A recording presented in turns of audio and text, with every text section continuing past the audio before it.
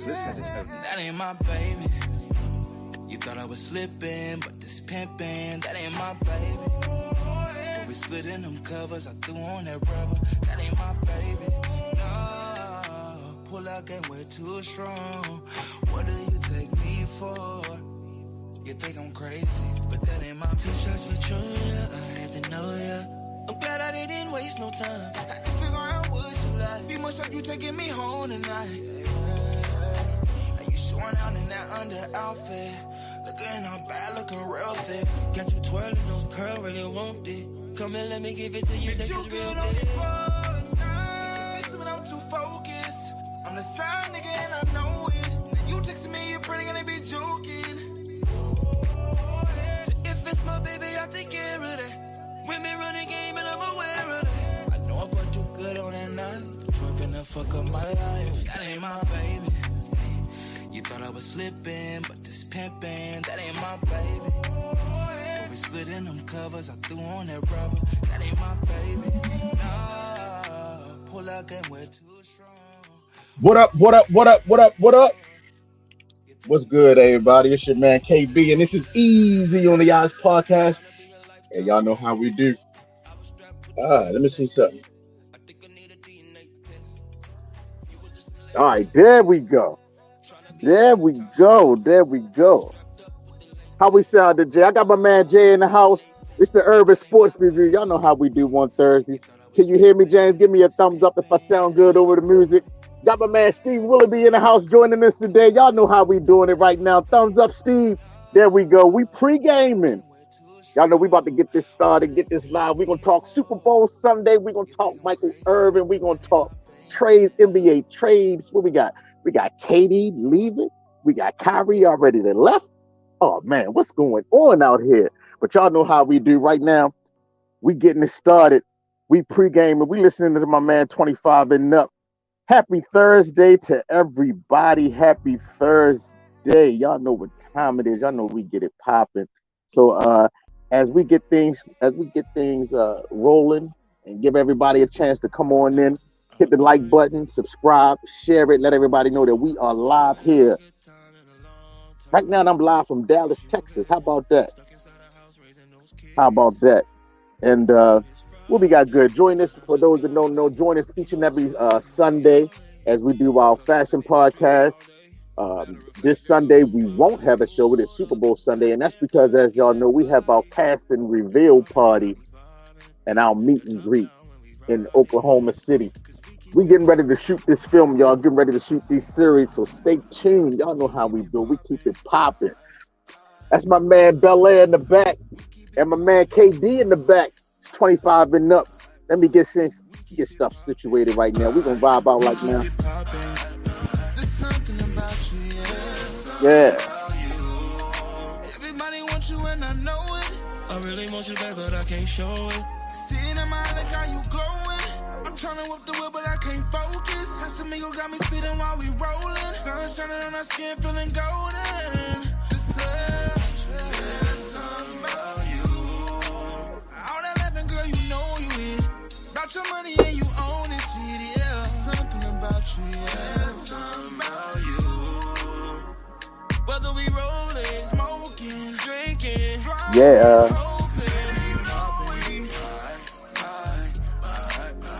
We keep it popping.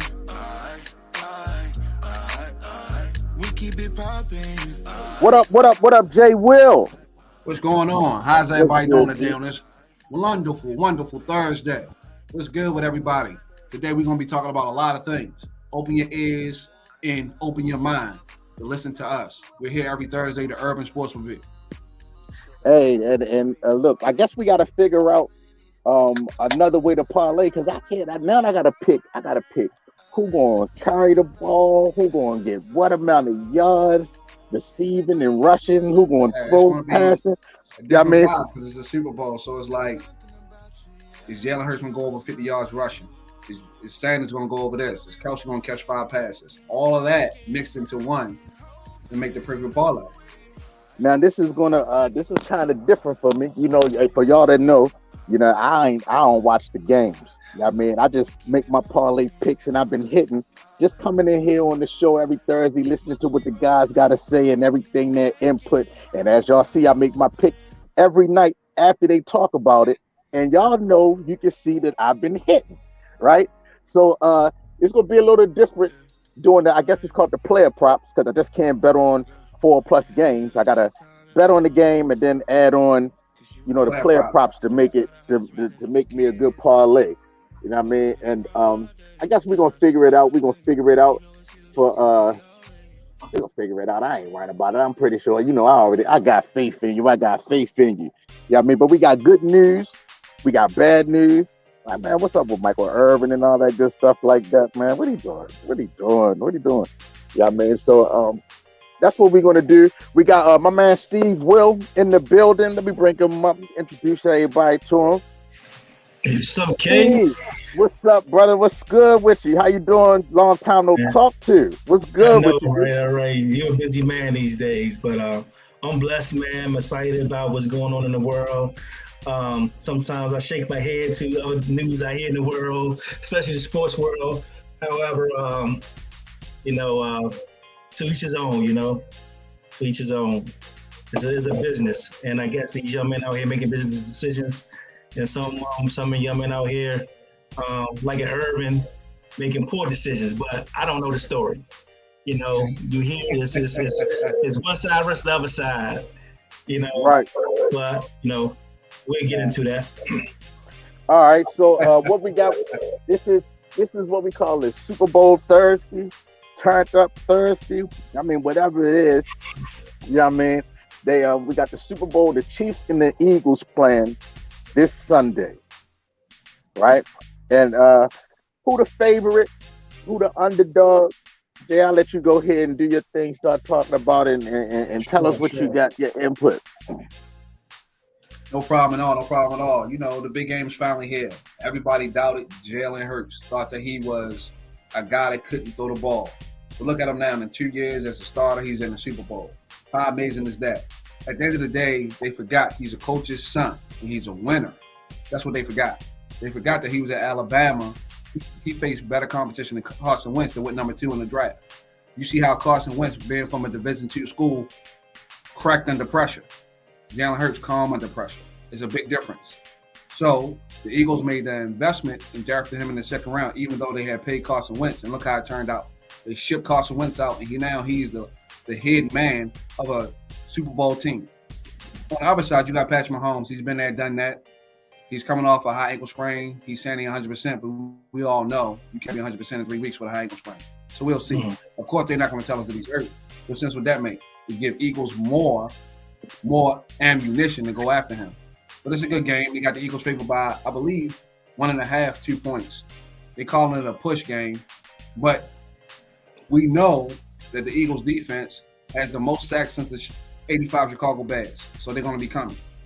The Chiefs used to have an explosive offense where they had Tyreek over the hill, but now they don't. So they push the ball down the field slow and easy. Last week against Kansas City, even though Joe Burrow had 2 interceptions, they barely pulled that game off 23-20. Joe Burrow had 3 offensive linemen out, and Kansas City couldn't roll on that. So we're seeing a different Kansas City team that when they had Tyreek, they would roll over teams. Now they're just beating teams, not blowing out teams. So with the stage is set, I think the Kansas City Chiefs can't stop the run. And on the other side, the Eagles can run the ball. I know Chris Jones went off last week, had a couple sacks, but then now he's going up against the best offensive line, the best rushing attack in the league. And with Jalen Hurts at the round, a read option, which they haven't seen. You see Lamar Jackson, but this is a different read option because he has weapons on the perimeter. Devontae Smith and A.J. Brown, as well as Goddard. So now you have 2 receivers. You got an 850-yard tight end, a 1,000-yard rusher, and they come at you in values, And then on the other side, you have the defense. They have an 8-man rotation on the line, and they have 4 guys that had 10 or more sacks. So now you're in a situation where pick your poison. I know Patrick Mahomes is a guy that likes to move around. I really think in the first half he's fine, but then in that long Super Bowl halftime, he's going to sit and they're going to get tightened up just like last week, the week before, when in that Cincinnati game, he came in the second half, he was limping. That's what happens with these high ankle sprains. You feel good initially, but then after you sit down for a little while, and that halftime show is going to be long. So when he comes on the third quarter, I think he's going to be gimpy, and I really think the Eagles are winning by 10 points or more. But Steve, I'm gonna drop it down to you and let me hear your perspective. Well, the stats that what's the new word in sports these days? Analytics, right? And you hit the analytics on it, you know, you right on with the analytics. And they are proven to be factual. You know, when we look at stats and we're looking at personnel, we look at player reps, you know what I'm saying, durability, all these things that you kind of mentioned in there. However, was Hurts Smith quarterback at Alabama? Were they there together? You guys know? Who? Yes, they were. Yeah, that's a coincidence. They were together. Yeah. Yep. So, you know, my thing is, and my take on this game is, I love the underdog. You know, I like the Jalen Hurts, you know, story. Written off, wasn't capable, but he came with his perseverance came and he just shutting everybody up. Not to mention his stature, his build. He is built for this game. He is built to put a team on his back and carry him. And he only lost one game this year, and that's the game he was out. Easily could have went undefeated. You know, easily could have went undefeated. So I say this, you know, you can't underestimate Andy Reid. You can't underestimate Patrick Mahomes. But I think the Eagles linebacker core are going to have to play an exceptional game against Kelsey. You know, I think on the outside, the secondary is good against, you know, Schuster and them gentlemen. However, can they contain Kelsey? Because it's going to be a short game. You know what I'm saying? They're going to try to hit them quick outs, hit that seam with Kelsey. You know, are they going to be able to play a tight zone? Because they're going to probably zone up. He's going to find that open hole. You know, so I'm really excited about this game, eager. However, but the linebackers going to have to step up. They can't get in the situation they were in against San Francisco. You know, San Francisco kind of exploited some things against the defense, and I could probably credit that for that time, them bye days they had off. And here it is another 2 weeks. So it's going to be a game of good coaching. If you prepare your guys to go ahead and play, I think that both teams are evenly matched. However, the linebacker core for the Philadelphia Eagles is going to have to step up. They're going to have to step up. Yeah, Steve, I agree with you. I think on the other end, the linebackers on Kansas City got to step up as well because that read option is going to have them out of place. You saw what they did against San Francisco. They had the best linebackers in the game. And those guys was 2 steps late on that read option because you don't know where the ball's at. With Jalen Hurts back there as a magician.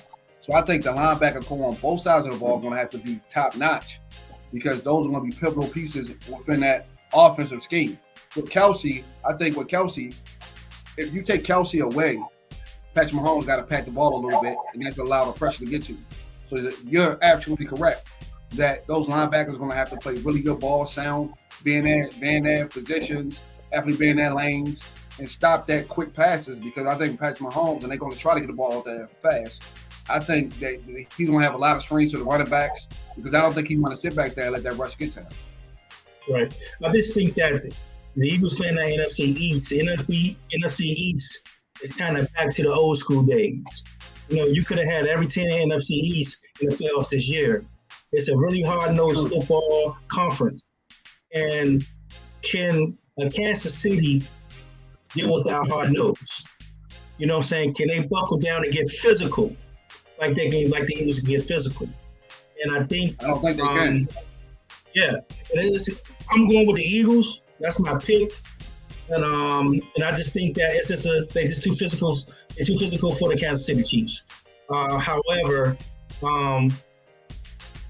you know, the pressure, like you mentioned, Jay, the pressure with the sacks, 8-man rotation deep on the D-line. Yeah, that's kind of crazy, right? They went out, got a Dominican Sue. They went and got Ken Law. They got Davis in the draft. Yeah, that line is kind of crazy, man. Hassan Reddick got 16 sacks. It's It's massive, man. That's the guy that hurt Purdy on the second, third play of the game. Yeah. So it's going to be an exciting game. You know, this is 1K. You got to make sure you're watching it. You got to make sure you're there, KB. You know, for the fact of, you know, it's just going to be an exciting game. However, you know, I don't think this is a toss-up. If Kansas City pulls it out, I'd be surprised.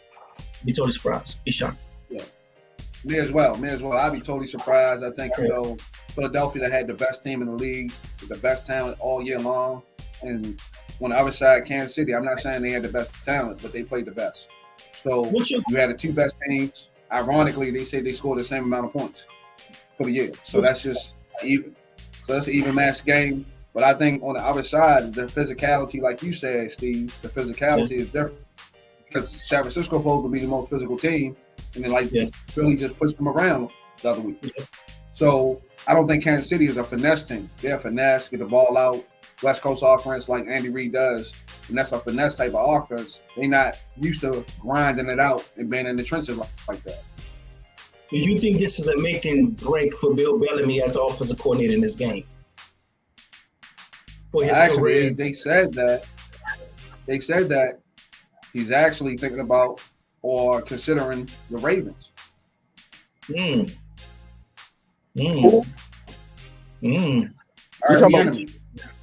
Bieniemy? Yeah. I want Eric Bieniemy. I want Eric Bieniemy as the Ravens head coach. Don't get me wrong. I'm talking about Bill. Eric, You know, my apologies, man.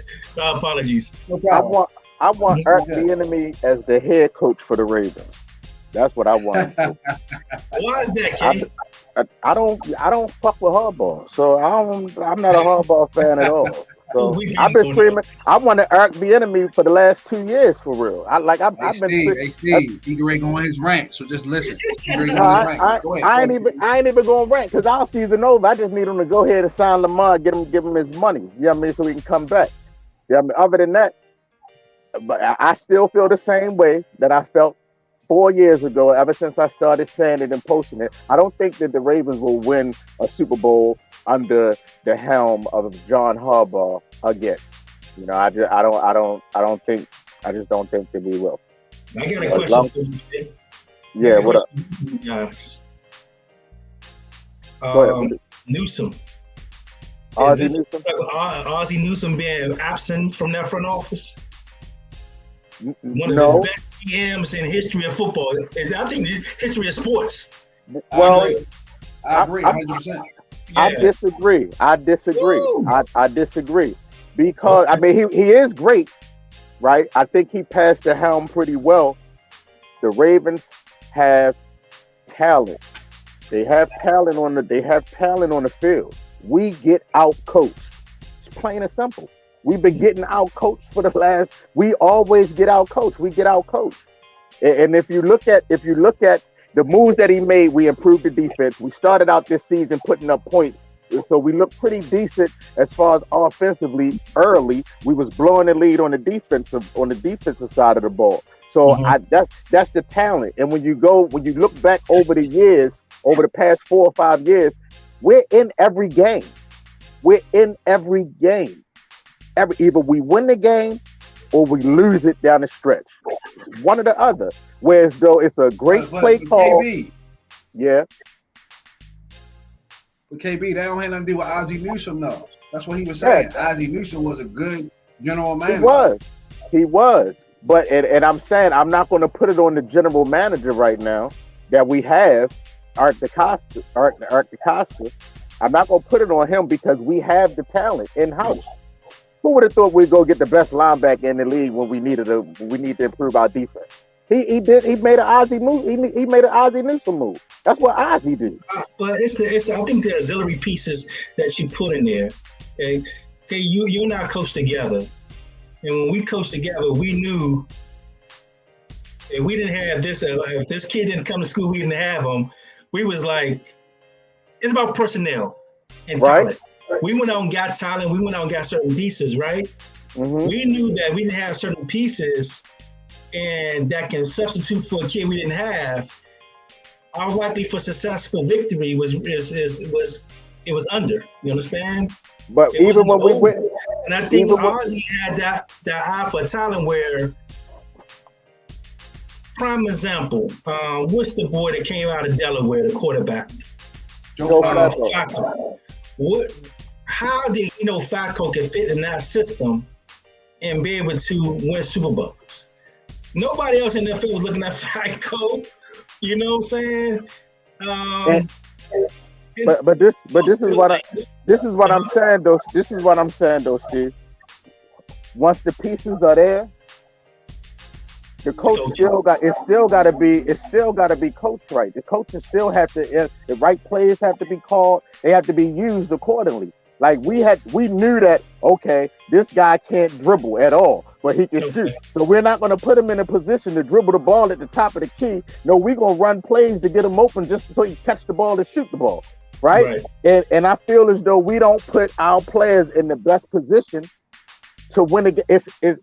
This is my thing with my team, and I don't really want to talk about the Ravens because this is the Eagles and the Kansas City Chiefs week. But we get out coached, we come out swinging.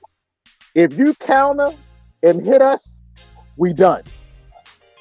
If you counter and hit us and put up a good fight, we done every game. If we don't hit you with that haymaker and knock you out, we do not adjust well coming out at halftime. And that's where we lose the games when they come out, when adjustments need to be made. That's where the Ravens lose the game. We come out doing the same game plan that we ran that worked in the first two quarters. Like that, and I see that from my coaches. I see that from our staff. To the point where as though if we got fans in the stands and watching TV calling out the play. If the fans can call out the play and know what's coming, what you think the defense know? They the ones watching the film. So getting back to Kansas City, right? Telling me, this is his audition. If they win, he's probably showing for the Ravens job. If he lose, will he be out? Who you talking about? Eric, the enemy? Yeah. I want him to lose because I don't want him to lose. I want to be successful, of course. I got the Eagles win. I had the Eagles winning. Okay. But like I said, I'd rather Eric B come in and be the head coach, man. Like I really think we need a change at the helm. Like I want Eric Bieniemy to do well. I want him to have a great resume. I just want him as the Ravens head coach. That's all I'm gonna say. I just want him as our head coach. I'm nervous about that. However, I'm rooting for the Eagles as well. However, but I would like that man to have a good game, because there's not enough representation with Afro-American coaches in sports, professional sports today. So I'm rooting for him in that standpoint. Right.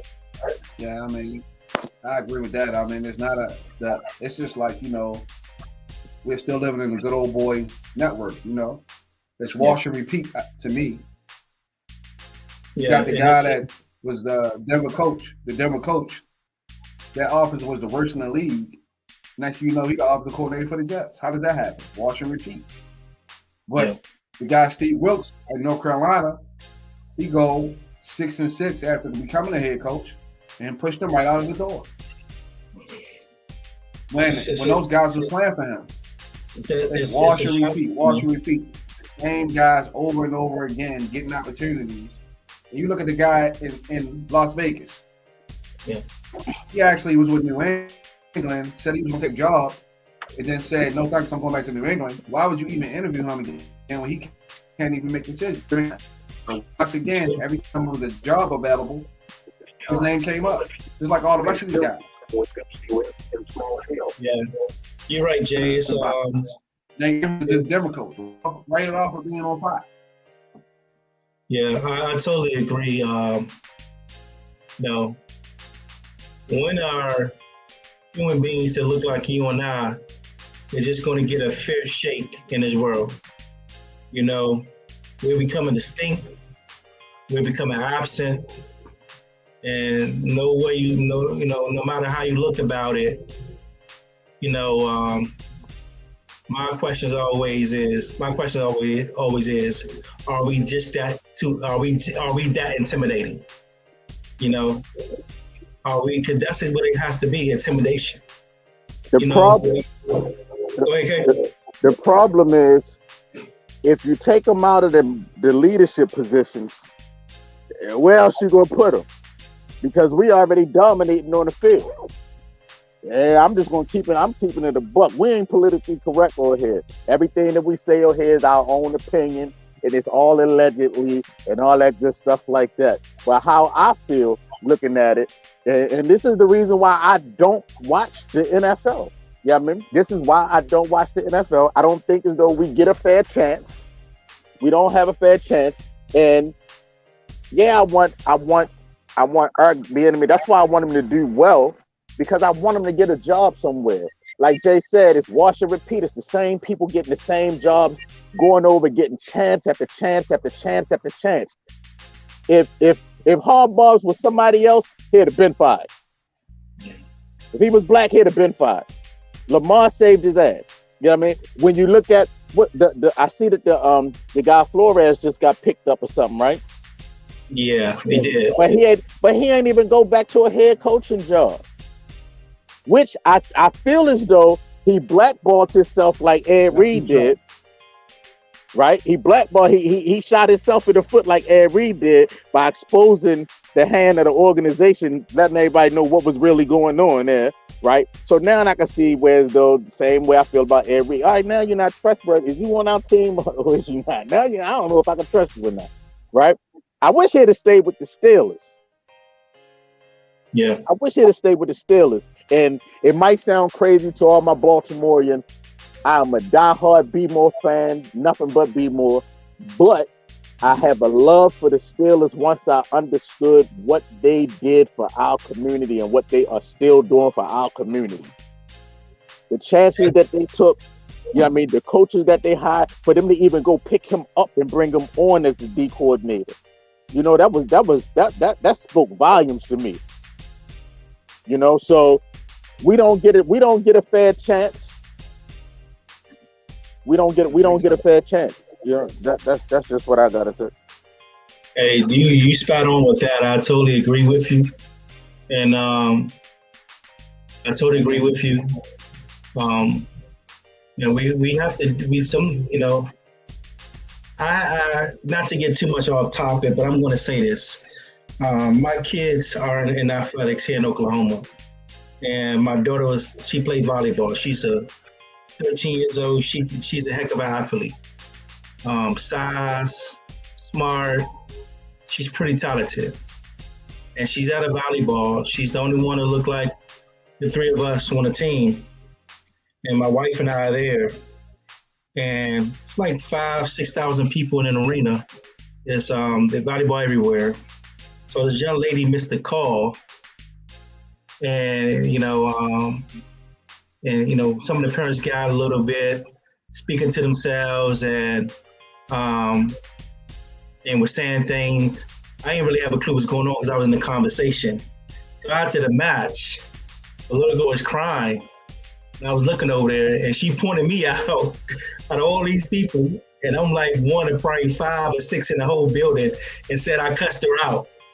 You know, totally lied on me, right? And I was livid. So I went to that coach. I said, this young lady owed me an apology. Her mother showed up. I said, your daughter owed me an apology. Went to the head of the tournament. I demanded an apology. You know? Nobody wanted to say anything, or we got to investigate, whatever the case may be. But I say that to say, you know, here it is, Black History Month. And out of all races, we got a month. That's very, very eye-opening to me. And the accusations that they accuse us all of, dating back to Black Wall Street, Emmett Till, is still happening today. You know, and as Kay, what you were saying is that you're that hard Baltimore, and everybody know you Baltimore.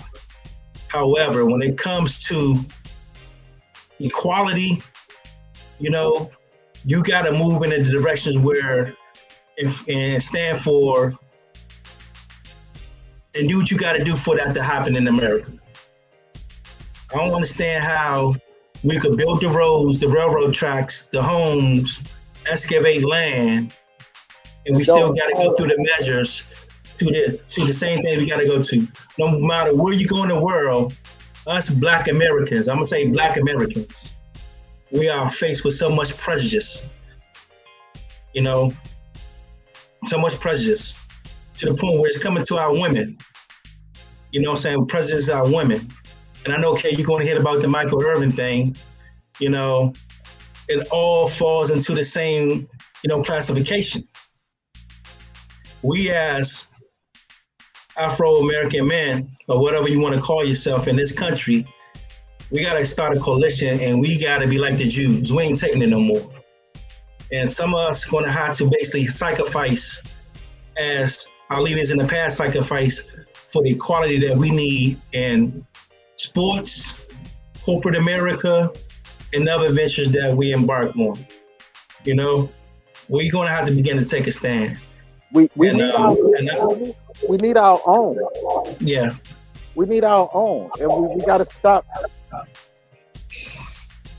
Man, we have enough, and there's enough resources. We are the talent. We were the ones bred to be gladiators. Let's keep it a buck. We were the ones bred to be gladiators, so we got the talent. Yeah, you know I mean, my biggest thing is, and I always say, that's why I big up Ice Cube. He tried to start his own league and all the things like that. Why don't we start our own? Yeah. You know, that's the only thing I got against Deion leaving Jackson. He was starting something that was going to be so powerful that woo. You should have been on here with us when we talked about Deion, right? Because we had Duncan on here who broke down why it's a disadvantage at the HBCUs and the NCAAs and all that good stuff. He ran it down real good.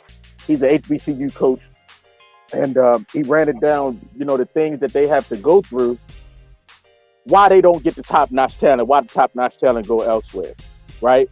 And me personally, I don't knock Deion. He did what he said he was going to do.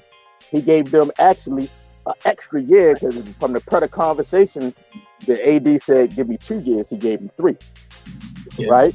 And now he went somewhere to where he can get the talent, and it looks like he's bringing us there. He's giving people an opportunity. Let me say, I'm not knocking him. I'm just saying, well, he was starting something. You know what I'm saying? That was going to be pretty powerful. I'm a product of HBCU former athlete. You know, I understand, you know, the facilities that we were in, the turf that broke my thing, but I had reconstruction surgery. You know, we had Champion cleats. I don't even know if y'all know Champion had a cleat. Yeah, we know what Champion is. Hold up, check this out. Shoes. I mean, it was. Hold up. Yeah. Let me tell you what I learned a few weeks ago. Okay. Were you on a scholarship? Yes, sir. You was on a scholarship, right? Yes, sir. And when you left, you still owe for student loans. You're absolutely right. Right. Now, see, I learned that. I learned that through Duncan, and he explained why that is, right, and why it don't happen in D1 versus HBCUs, and it comes down to the law. The law needs to be changed. Yeah. The law on how the funds are distributed needs to be changed. So he has a whole game plan on what he want to do and how he want to get all the HBCUs over to the NAIA, right? Yeah. Because he said they have the money. But even still, it's like Deion opened the door. Look what happened. Ed Reed got hired. Now, he ain't get to obtain the job. He ain't get to keep the job. But he opened the door to show all the former athletes, look, this is what you do. This is the blueprint. Come on over here and help us. Basically, if you want to go, if you want to be, my thing is, if you want to be an NFL coach and you're a brown man like us, right? Then okay, work your way through the HBCU, work your way up, and work your way into the NFL. Do it that way, especially if you got a big name. Because if you got a big name, the kids won't come to you anyway. The same way they came for Deion, you know they going to come for Ed. If Ray Lewis went to an HBCU, they gonna come for Ray. If Jerry Rice went to an HBCU, they would come for Jerry Rice and Randy Moss, vice versa, all the way down the line. Right? So, and I'm not mad at them leaving. At first, I was like, damn, Deion. You know what I mean? Like, man, he could have stayed. But then I looked at the picture. Okay, he went and opened up a bigger door. He just came from the clubhouse and opened up the frat house and the frat house and all other houses on campus. At first, he only had a clubhouse, which he had to build, buy the screws for it, you know what I mean, the wood for it, and all that good stuff like that. I know I'm exaggerating, but yeah, but that's where we at, man. We just need more. We need more of our own. You know what I mean? We need more of our own instead of going out there trying to get that job at Duke and all those different places. I mean, if they come for you, I'm not gonna say don't take you because I ain't gonna tell nobody to turn down no money. I mean, if they come for you, yeah, but if not, we should be reaching out, trying to guide ours. That's what I feel that we should be doing. We should be the men. We the leaders. The men are the leaders. We should want to take those positions to help the next young brother get up. Yeah, totally agree. And as I coached high school sports for 20-something years, and high school football, and the system depended demographically, right? Well, I ain't gonna say demographically. The high school system for recruiting is so broken, especially when it comes to, black and brown young men. If you're in a suburban school, I coached at a very suburban school, probably one of the wealthiest schools in America. Tuition there for high school, for the whole school is like $50,000 a year. It's in the league where, the Obama girls went to school and Trump's son went to school. I coached in that league and won a couple state championships and quite a few championships, division championships. However, I would just say this, Kay and Jay, when it comes to recruiting, nobody looked out for those kids. These kids was able to win state championships and win championships. They have the size, they have one of the top academic schools, and they were struggling for scholarships. No HBCU school came to visit until I started reaching out to them. So we had Hampton come in, we had Howard, the only two out of all HBCUs, and these were great athletes. My son was one of them. I got a kid, Jordan Houston, that played for North Carolina State. Justice Ellison, he's at Wake Forest. And I can list 50 more that could have came in and got these kids. However, what I see with high school coaches, especially those ones that of European distinct, they have these players and all I ain't gonna say they worry about, their only focus is, we win a championship, let's get ready for all season training. When the players come and ask about, can I get a film coach? Can you help me get in school? Is always an excuse, College coaches, especially those who look like like the three of us, they have to, and I know it's a budget thing, Kay and Jay, but with social media now, every kid deserves to go to school on some type of scholarship or award. You mentioned NAIA, right, KB? That's a great conference. Why is it a great leading conference? Is because they break things down to fit the academic need of kids. They don't have all them NCAA rules and regulations there. If a kid want to go to a university of higher learning, a school of higher continuing education, they make it affordable and they make it a little leniency for the kids to get in now.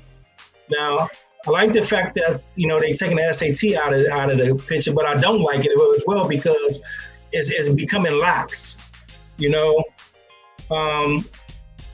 I'm on the line about the NIL type of things and playing players. I'm on the line of that because they're already getting money. Before that rule was implemented, My son got money for food and the little things they needed. Now you're giving these kids 6 and 7 figure deals, and they don't do financial literacy with these kids. There's no financial literacy in place when you're getting this type of money and how to spend it and how to invest it. So Kay and I have businesses out here, and we can tell you firsthand, the hardships of having successful business, having the personnel, dealing with different things. And that's a part of financial literacy. We both educated when it comes to business. So the problem is that they're not taught what to do when they get it. Yeah, amen. I got an echo. You fine now. I think one of y'all listening to it. Steve, you got headphones in? Earbuds in? Yeah. You got earbuds in? No, I don't. So are you listening to the show through your computer? Yeah, yes, I am. So I think it's feedback. Jake, huh? Put some earphones in. Put my earphones on? Okay. Yeah, so basically, I'm going to go back to what you said, Steve. That's ridiculous that the little girl called you out, but this is the world we live in. We are accused before anything is proven, and that's what we live in right now. It's always been that, but what's so curious to me is the fact that we have never done outrageous crimes like they have. Suicide bombs, they actually build cults and stuff like that. Why are we seen as the aggressor when they are? But the systematic failure that was put in place made us look like we're the aggressors. And what's so ironic is they're a dying breed. That's why you see these commercials now with a black man and a white lady. You never saw these commercials before. But they're trying to put it into these young kids' psyche. Hey, date outside of your race to help our race. That's what they're trying to do. And what I truly believe is the system was put in place way before we were born. And for us to be going against each other and for us to be at each other's necks because they know if we can get along, it will be over. So they put these things in place for us not to get along, and that's what you see. You see our women talking so bad about us, but we don't talk bad about them like that. You don't see that in other races.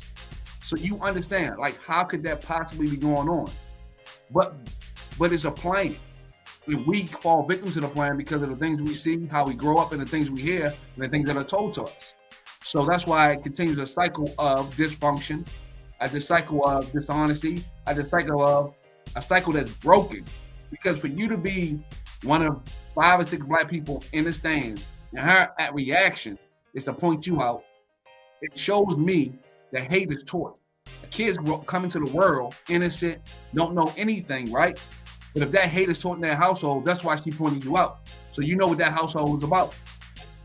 But nobody wants to take ownership of it. They just pass the buck. But if it was reversed, you know what would happen. You know what I'm saying? They would just, oh, no. This person didn't say this, da. It's always something. And we can never get justice in any kind of situations.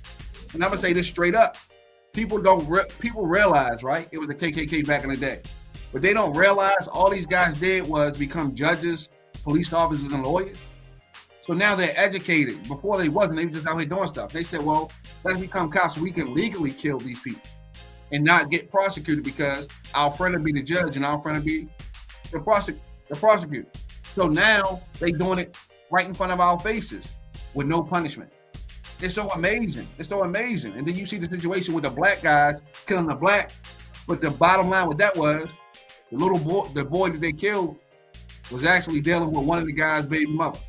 So that always goes back to certain things. If you follow it, it's going to always take you to the solution.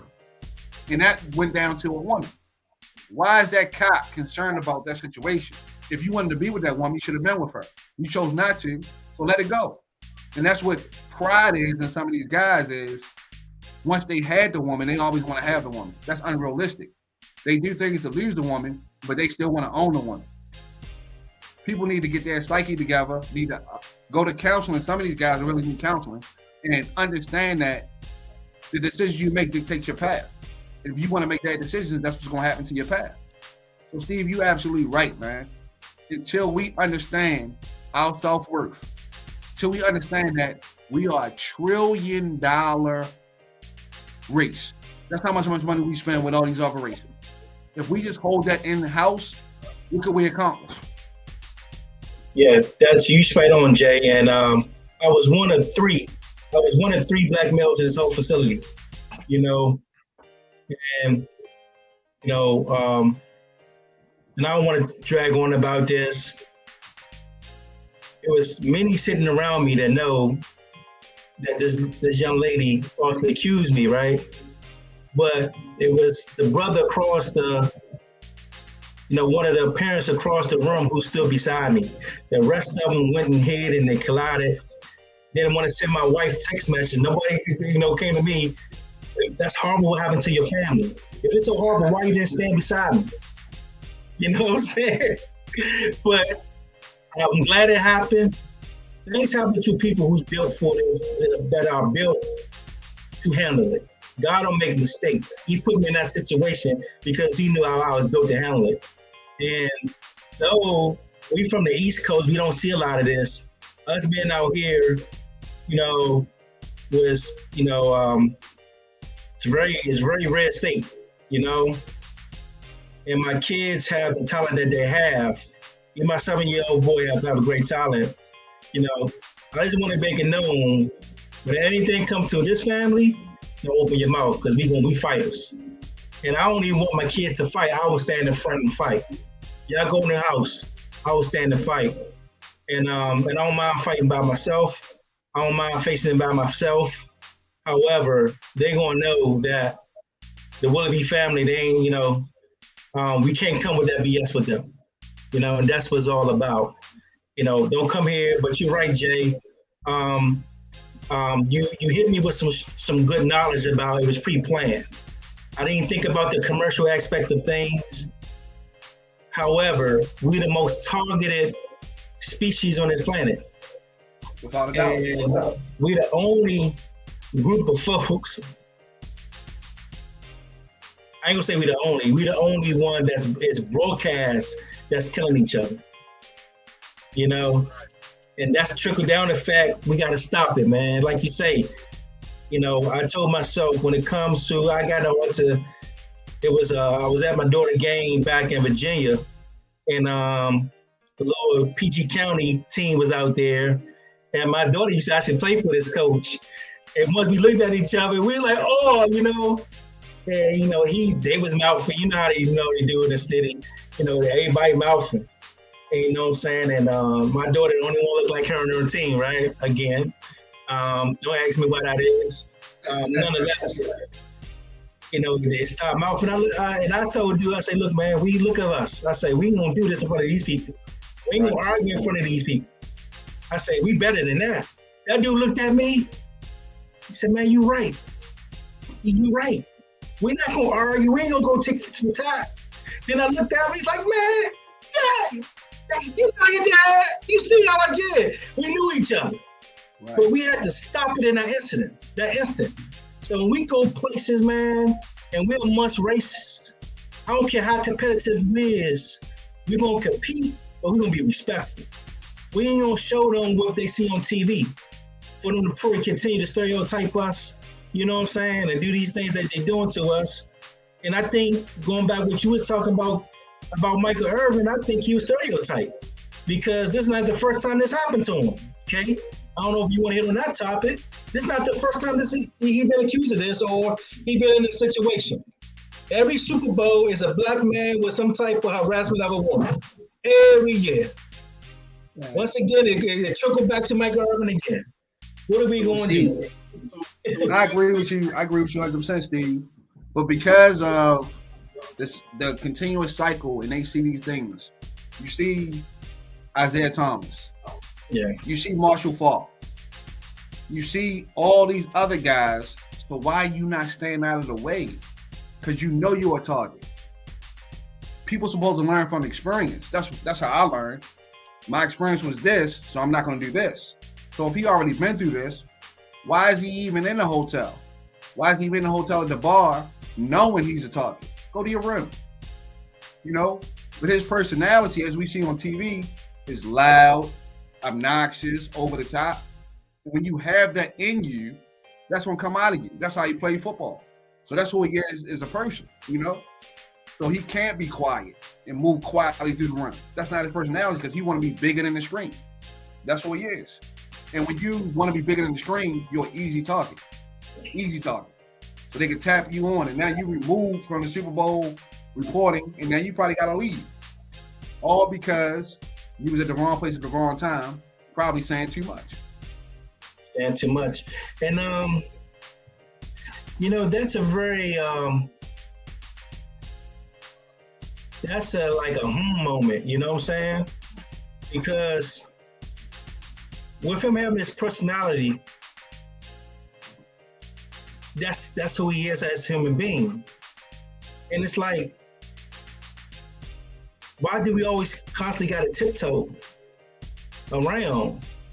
You know, I'm kind of like stuttering about this because it's like, yes, he does have that personality, which has a lot of folks have, a lot of professional, professionals in the industry and in the athletic world, big egos, you know. It's I guess what you're saying, Jay, sometimes you know who you are, you know what you is, but humble yourself. You know what I'm saying? Professionalism is, I guess that's the word, right? Absolutely, man. Absolutely, Steve. Steve, you're right. We should have to tiptoe anywhere. Okay. But we live in a society of feelings and emotions and somebody trying to get rich quick. That's the society we live in. And if I was a millionaire and I was out there, I would identify that and move us a different way. I move like that around my friends and family because I know I'm not going to be a victim. When I'm out here in the public, especially at a Super Bowl, when you know people fly leg just for that, I'm staying out of the way. I'm staying out of the way because he saw not staying out of the way got him. Removed. Yeah. So to me, it's not like it's just he going to a town and ain't nothing going on. It's a Super Bowl. Everybody's out there for a reason. Some good, some bad. So you got to remove yourself and get out of the way. Because ironically, we ain't hear about nobody else though. So why is that? Of course, they're going to broadcast black people. There's probably other people that had situations that happened, but it's not going to be put on the screen. And another situation that was funny though, Steve, is this. You remember when Danny White smacked his wife and beat his wife up, right? Yeah. How often did you hear about that on TV? You didn't hear about it. You didn't hear it. I was listening to ESPN one morning when I don't even watch ESPN. Stephen A. Smith didn't talk bad about him. Nope. Molly said he's a friend of the show. But Stephen A. will talk bad about a black person in a minute. So it's so funny how they get the benefit of the doubt. It's something they do that's outrageous. Because Ray Rice, like hit his wife or whatever, all of a sudden he was removed from the team or whatever. I understand he got a business, but why did he not being penalized for abuse like you penalizing everybody else? Wow, that's amazing. You know, that's something like again, that's a moment. You know, and goes back to what I just said. Is just like they're trying to eliminate us. You know, they're trying to take our melanin out. They're trying to take out, everything a part of us out of this world, just like they did in Native Americans. You know, came out here, you should hear the stories about the European race and how they acquired so much land and the prominence in this state because of what they did to the Native Americans. Oklahoma's supposed to have been a black state. You know, a lot of people don't know that. It's supposed to be an all black state. You know, they brought the Native Americans in here, and when they ran out of money, they go to the local general store, to get something on IOU. They had to sign their land over to these folks, right, Jay? Mm-hmm. And it's from that standpoint on forward, they never could pay that bill off. So now that's how they acquire their land. Over back in those days, a 3-cent can of pop or a 5-cent can of soap powder, bleach to wash your clothes. I'm giving you 20, 40 acres of land. You know, we have to get and I know this is a sports show, but it all dials into what it is because it's almost like we're going to be under a microscope. We're going to have security. We're going to have video cameras everywhere we go. Accountability. We need some accountability partners. We need somebody to tell these athletes, yo, you think you bigger than life. You need to sit your butt down. You need an Uncle Joe. You need an Uncle Melvin. We need these people in these kids' lives, young men's lives, which go back to the NIL things. Like, yo, like you say, Kay, they're not educating these guys. It all ties in together. And us as really conscious, Black brothers, I'm making my point whenever I had an opportunity to speak to these young men, the young men that I coach. They'll tell you, Coach Willoughby don't play. I'm serious. But I get a lot of them kids calling me white and black. Thank you, Coach, because they don't know the system of America. America is a system, like you say, Jay. Everything you hit on about it was pre-planned on this, it's a system. We can't get caught up in it, And a lot of our athletes are getting caught up in it. Every time you see somebody I was looking at the LeBron when he broke the record. Everybody got these chains. What's doing that? Why? My daddy used to tell me, nothing weird because I'm gonna show you how to rob them. You know what I'm saying? They want to floss. They want to be idiots. I'm gonna show you how to get them. That's bad because it's black on black crime. But he was telling me like, yo, whenever you get money, you don't floss. I still shop at Walmart. I don't want nobody to know what I get. I don't need Jordans. I don't need none of that. You know what I'm saying? Nobody needs to know what I have. I don't have nothing. Especially when they make them in China for 5 cents. Amen, right? Right? When I went to, remember I was telling you about the wealthy school, right? So I went there my first year there. All the kids had the nice sneakers, right? It was funny, right? This is a funny story. I'm like, man, your dad be buying those sneakers? No, they say no. And there's one thing about the wealthy, the real wealthy, they make their kids work. They don't give their kids nothing. They don't get them nothing. They make their kids work. They have jobs. They give them jobs in a family business. They work.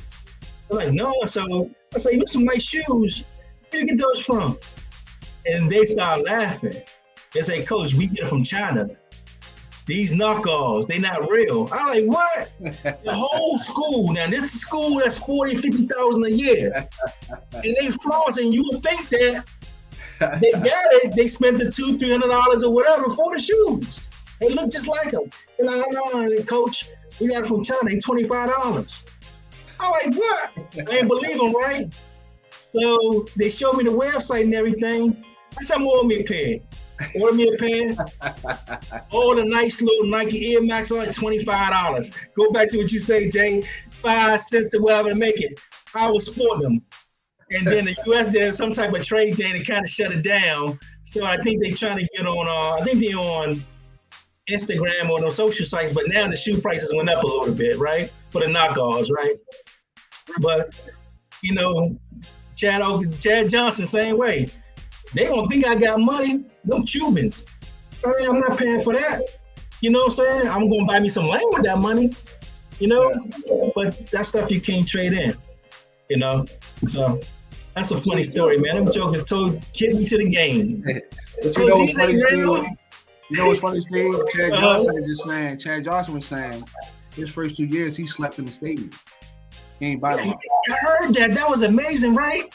And he said when he flew, I'm not flying first class, I ride Spirit. They had to get me there. What I care? Yeah. He said, I just need leg room. Put me in the extra row. But he said, it's the same flight. I'm not paying $600, $800, $1,000 for first class. And he was like, I made money and I still have money because I did these things. Because you never seen me walking around with all that stuff, chains and all that stuff. I might have had the addicts on the field and I got fined for that. But you never seen me spending a whole bunch of money. I ain't spending none of my money. Yeah. True to the game, man. this financial literacy. You know, a lot of times, though, Steve, I think it all starts with what, if you go back to that childhood and you can see exactly what's going to happen.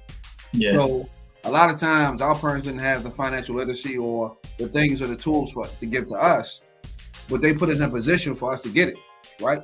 Right. So they took the financial literacy out of schools. The Rockefellers did that because they want us to be illiterate and not have that knowledge so that way we can get in debt. Because the realistic part of this world is a dictatorship built on debt and death. That's what it's built on. So if you think about the access when they say to you, oh, you have good credit, right? But when you think about the essence of good credit, it's just more room for you to get in debt. Because you can acquire more things. But they never tell you that though, because credit, they say is good. But when you put debt to that, is it bad or good?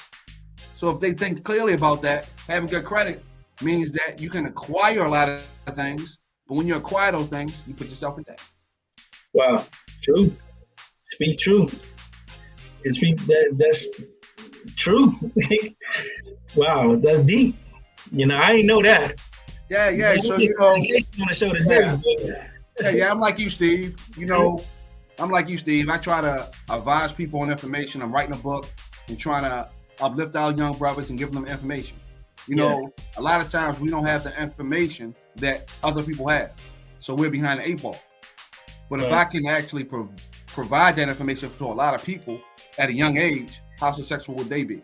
You know, so and what my next step in life is, I'm writing a book, but the next step is a life coach and motivational speaker and helping people unlock themselves. That's what I'm planning. That's what I'm doing. Man, look at here, man. I already know you got anointing on that because I'm a 50-year-old man and I know a lot. You know what I'm saying? I know a lot from a lot of different perspectives. And some of the knowledge that you shared today, I don't know. And I consider myself knowing a lot, you know, but that just goes into your wealth. And people identify wealth with financial, monetary things. You know, wealth is your spirit. You know what I'm saying? Happiness. Yeah. And with your wealth and your wealth of knowledge, you know, there's no limit to what you can attain in this world. Materialistic wise or knowledge wise, you on your way. And know that whenever you need anything, you're supported, man. Because you know, one thing we don't do is that when we have great brothers and sisters that have some, you know, the knowledge and wealth that you have, we have to support. You know what I'm saying?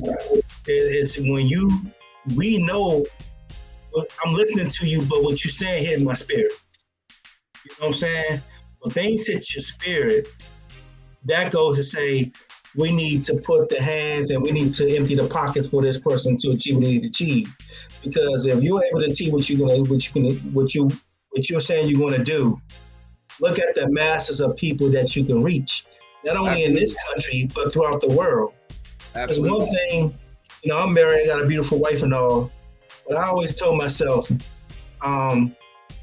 before I got married, I wish I would have, you know, traveled the world to see. Is my wife, who I have today, which she's my everything, was she really the true everything? You know what I'm saying? We facts, man. ourselves is so much in a box. You know, I'm from the DMV. Everything I seen was in DMV. I ain't ventured to New York. You know what I'm saying? I ain't ventured to Boston, all the places I could have traveled to, not just to meet a woman, but to parlay and meet people who have things. You know, but I'm kind of doing it now. You know, I got some land out here and I don't know how to farm. I don't know how to do these things, but I'm reaching out to my neighbors and they show me so many different things where in a couple of months from now, I'll be able to live off my land. If I want to eat meat, I will have cattle, I will have chicken, grass-fed, you know what I'm saying, kosherly. My fruits and vegetables, I have like 40 acres here where I can grow these things. And the thing I want to do is grow and export back out, export to other cities and school systems and donate the vegetables and things like that so they can save money, so they could put that information back, put that money into the knowledge and the books that these kids need and the programs that need to be better individuals. KB and I have these talks a lot, like how we want to do things, and even with his platform, with his shows, we need more positive media. We need better storylines. We need things to tell you, to show you how to overcome. And our athletes, in sports has to mean to. I talk about Black poverty. I take every badge. I'm just going to take one sports for NBA. Every NBA, the blacks in the NBA can solve the Black poverty crisis. If you want to, I'm going to use the word crisis. They have enough money. Take 10% of what they have, and no blacks will be and will need any racial. How can I put this? If each player take 10%, it was resolved. We could be self-efficient. Let me put it like that. We have thousands of banks. If they just take 10%, we would have thousands of banks where they can get home loans, land loans, acquire new businesses. This 10%. This bag's NBA. It's amazing, right? Yeah, but you know what's funny though, Steve? Me and KB went to high school together, right? We went to high school together. We coached together, and I'm from Baltimore, right? And I live in Georgia now. So just understanding the logic and stuff. We went to one of the best high schools in Baltimore City. We went to Baltimore Polytechnic Institute, and they prepared us for who we are. Yeah. So, and one thing you just shared about you didn't live the DMV, right? Right. Statistics show about 38% of people never change their zip codes. So think about that. Wow. People never leave their community. And see, I was blessed as a young man that my parents, moved around a little bit, right? Mm-hmm. But for me to move, that was my experience. So it was second nature to me. But some people that stay in the same neighborhood all their life, have the same friends, they don't want to leave that area. But like you said, there's so much in the world to see, so many experiences to have. And I agree with you. If I could have actually went to these different places, Europe and all these other places, and seen these things that I can definitely do now, my experience would be more well-rounded. I would see different things that I didn't see in the world in the United States. Because like I said before, they say it's the land of the free, but how free is it? If you dictate to us everything we do. People don't see it as a dictatorship though, but I see it as that. When you say to us, choose this person or this person, that's a dictatorship. That's not freedom. It's not freedom at all. Yeah. So we got to pick the lesser of the person that we don't like, not really having a choice.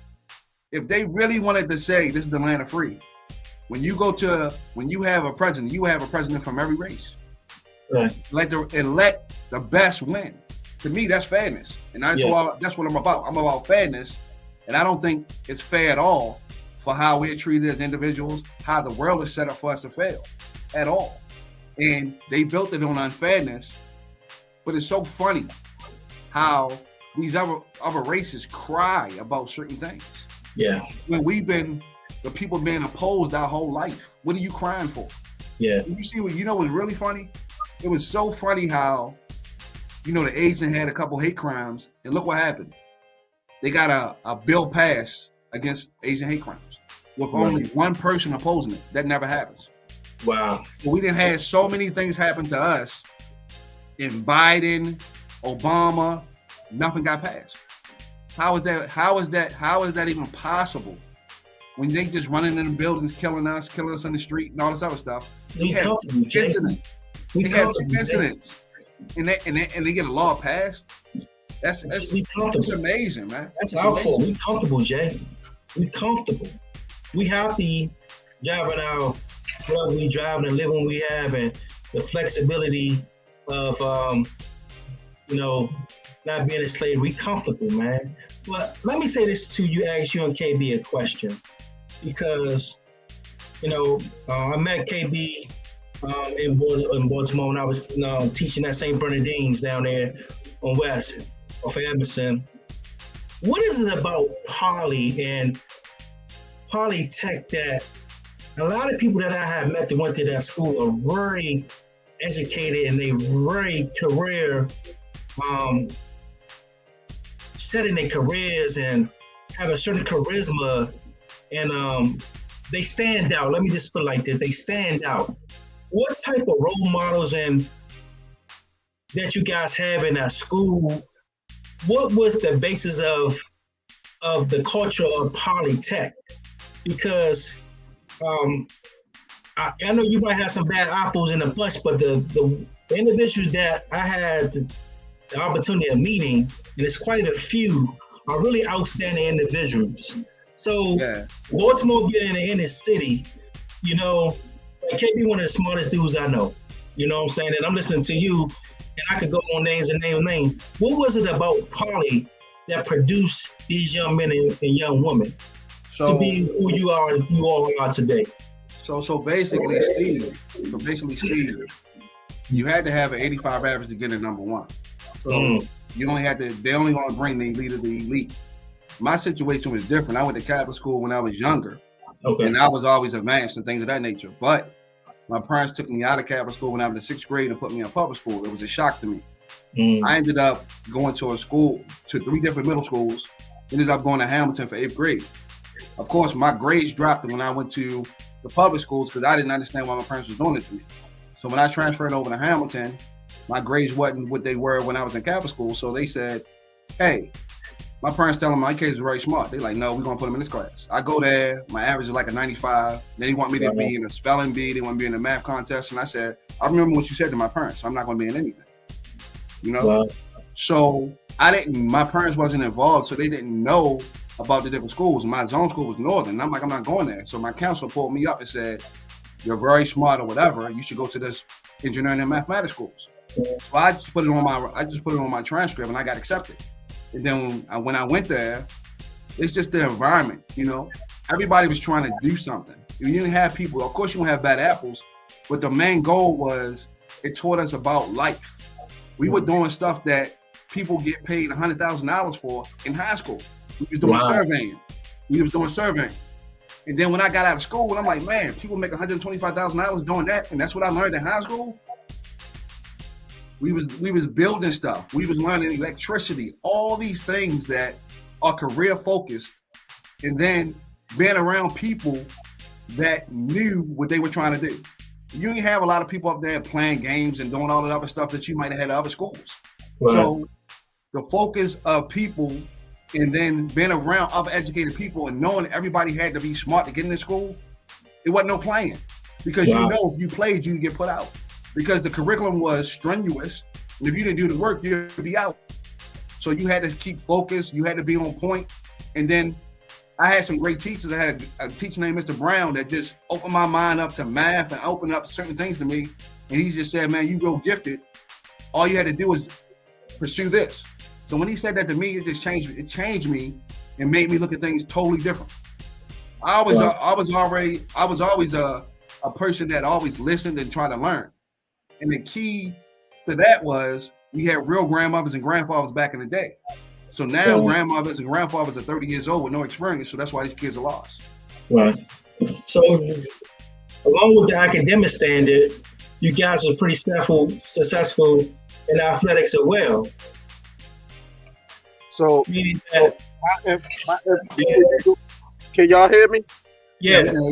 All right. So look. So before you go into that, Steve, my view on it is basically the curriculum, and they didn't take no shit, right? Wow. So you had to come in, like Jay said, you had to come in meeting a certain standard just to come in, just to get in, right? And you got to remember that Poly used to be an all-white boys' school, all-boys school. Oh, I didn't know that. Yeah, right. And Western was the all-girl school. Western was the all-boys school. So they was already training their men, training their young boys on how to be successful in this world. Engineering, science, math, you know what I mean? Like he said, surveying. You know what I mean? We was built, like he said, we was electricians, wood shop, carpet repair. We was all of that, carpentry, all of that in school. Steel, welding, steel. I mean, going out it's the curriculum, right? And they just keep that legacy. That's what they just keep a standard. They keep a standard and keep increasing. And they had great people around us too. Our teachers were remarkable. Like, I think we like one of the only schools that like love our teachers. Wow. even the teachers that we hate, the people that they had around us, mixed cultures, all mixed cultures. We had dudes from the Middle East teaching us, black, white. Yeah. You understand what I'm saying? It just seemed like everybody was real. When we think about all our teachers was funny, down to earth, keep it real. Some of our teachers still friends of us on social media today, and you'll be surprised about the topics that they choose to talk about. And like I always tell Jay, he's not even online. I always tell Jay, I say, I can look at what people post and know that they went to college. Wow. I think Jamie, KB, an idea for you. That was so motivating to me. In your next project, I'd love for you to go home and do a documentary on poly. Because I'm sorry. I'm gonna tell you something different. Okay. For Black History Month, my grandfather was the first MTA driver in the state of Maryland. He was the first bus driver in the state of Maryland, first black bus driver in the state of Maryland. Wow. So when he passed, they put him in the museum, the streetcar museum. He tied his bag and all that stuff like that in the streetcar museum. But this died on the 8th, February 8th. This year for Black History Month, they made a whole mural for my grandfather. The whole trail, the whole route, the end of the trail, the route, the spot at the top of Emerson and Catonsville, is now in the mural with my grandfather there driving the bus. Number 8, died on the 8th. That was his line, the number 8. So I'm thinking about going back and doing something like that. That'll be my next documentary. And that's amazing because I love the Trailblazers, man. I love the history of the Trailblazers. And, one thing I try to teach my kids is about their history. And it's funny that how you guys spoke about poly, KB and Jay. That's how it was for me at Howard. Howard really prepares you from life in the standpoint of knowing who you are.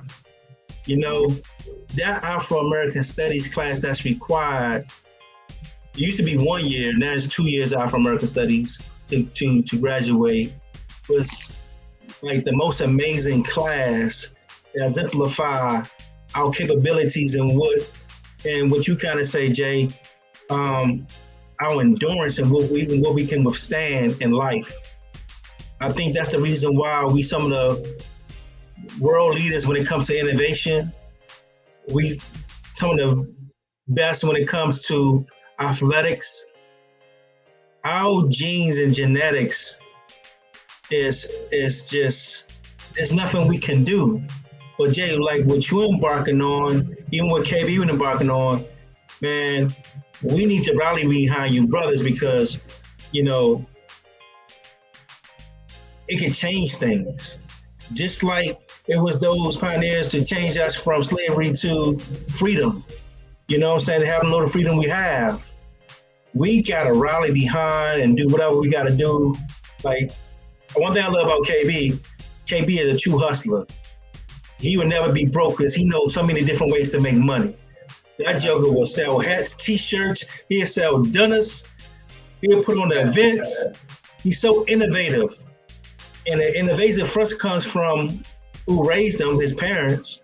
It comes from just talking about his grandfather breaking the barriers and being the first black on the MTA circuit.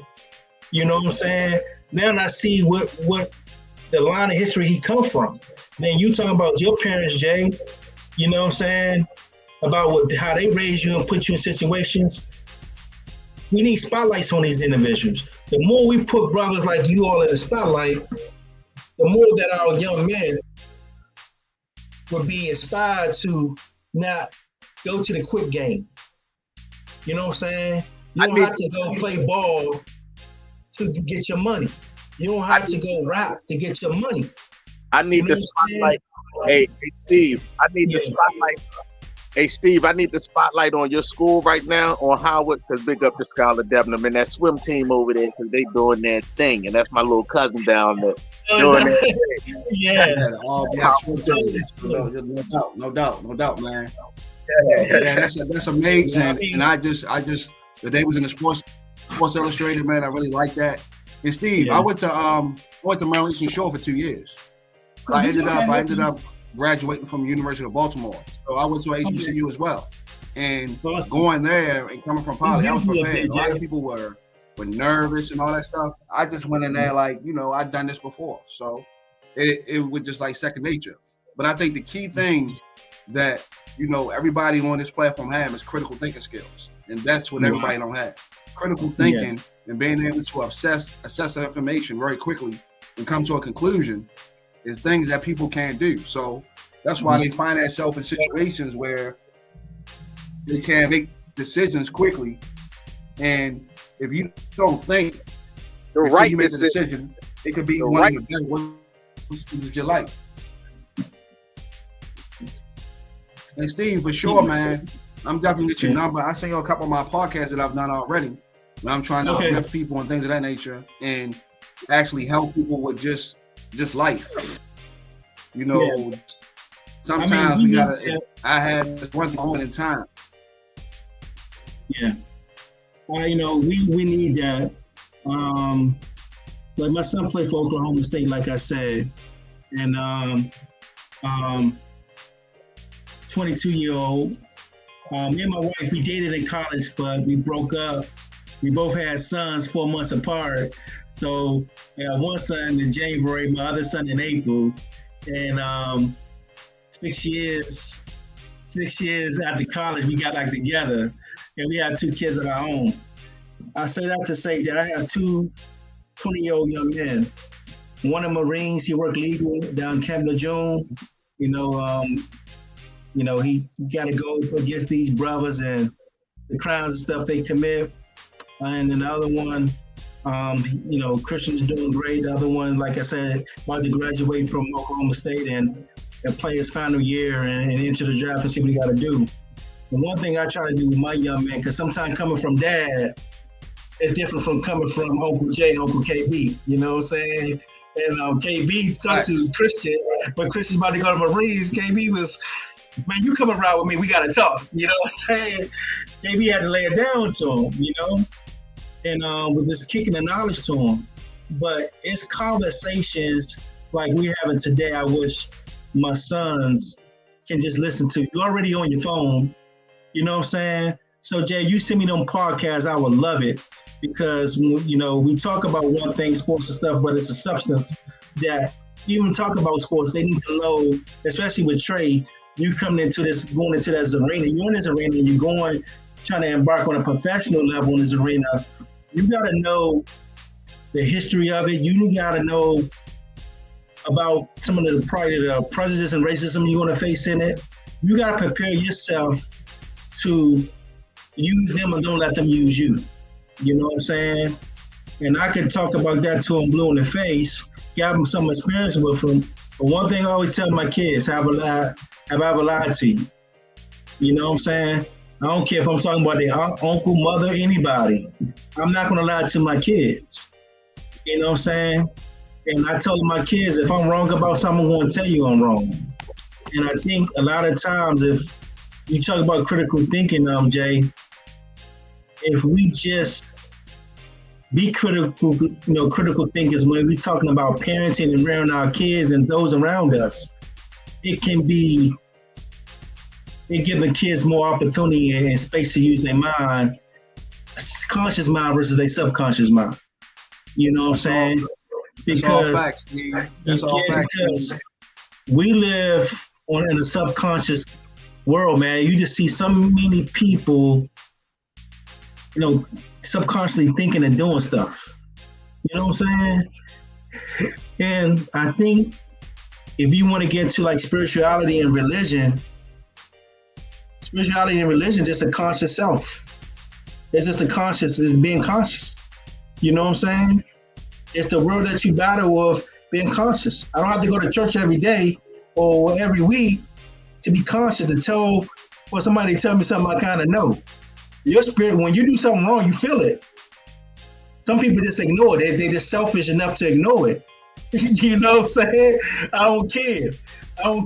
We vulnerable like that. Yeah, you probably got something. And I talk to KB all the time. The brain, man, you gotta be careful what you listen to. You gotta be careful the frequencies you hear. You feed yourself. What you feed yourself, absolutely. Totally, absolutely. And not literally what you feed yourself. You like listening, but what you put in your body, the chemical in the foods that can all set your. I got all types of stuff on that, Steve. All right, I consider please. I'm gonna send you some stuff as well. Okay. Once we get off the phone and we connect. I got all types of stuff about that. All the types of stuff about us reparations and everything. Oh, so that'd be great, man. This made my. You know what's funny though, Steve? This is funny, Steve.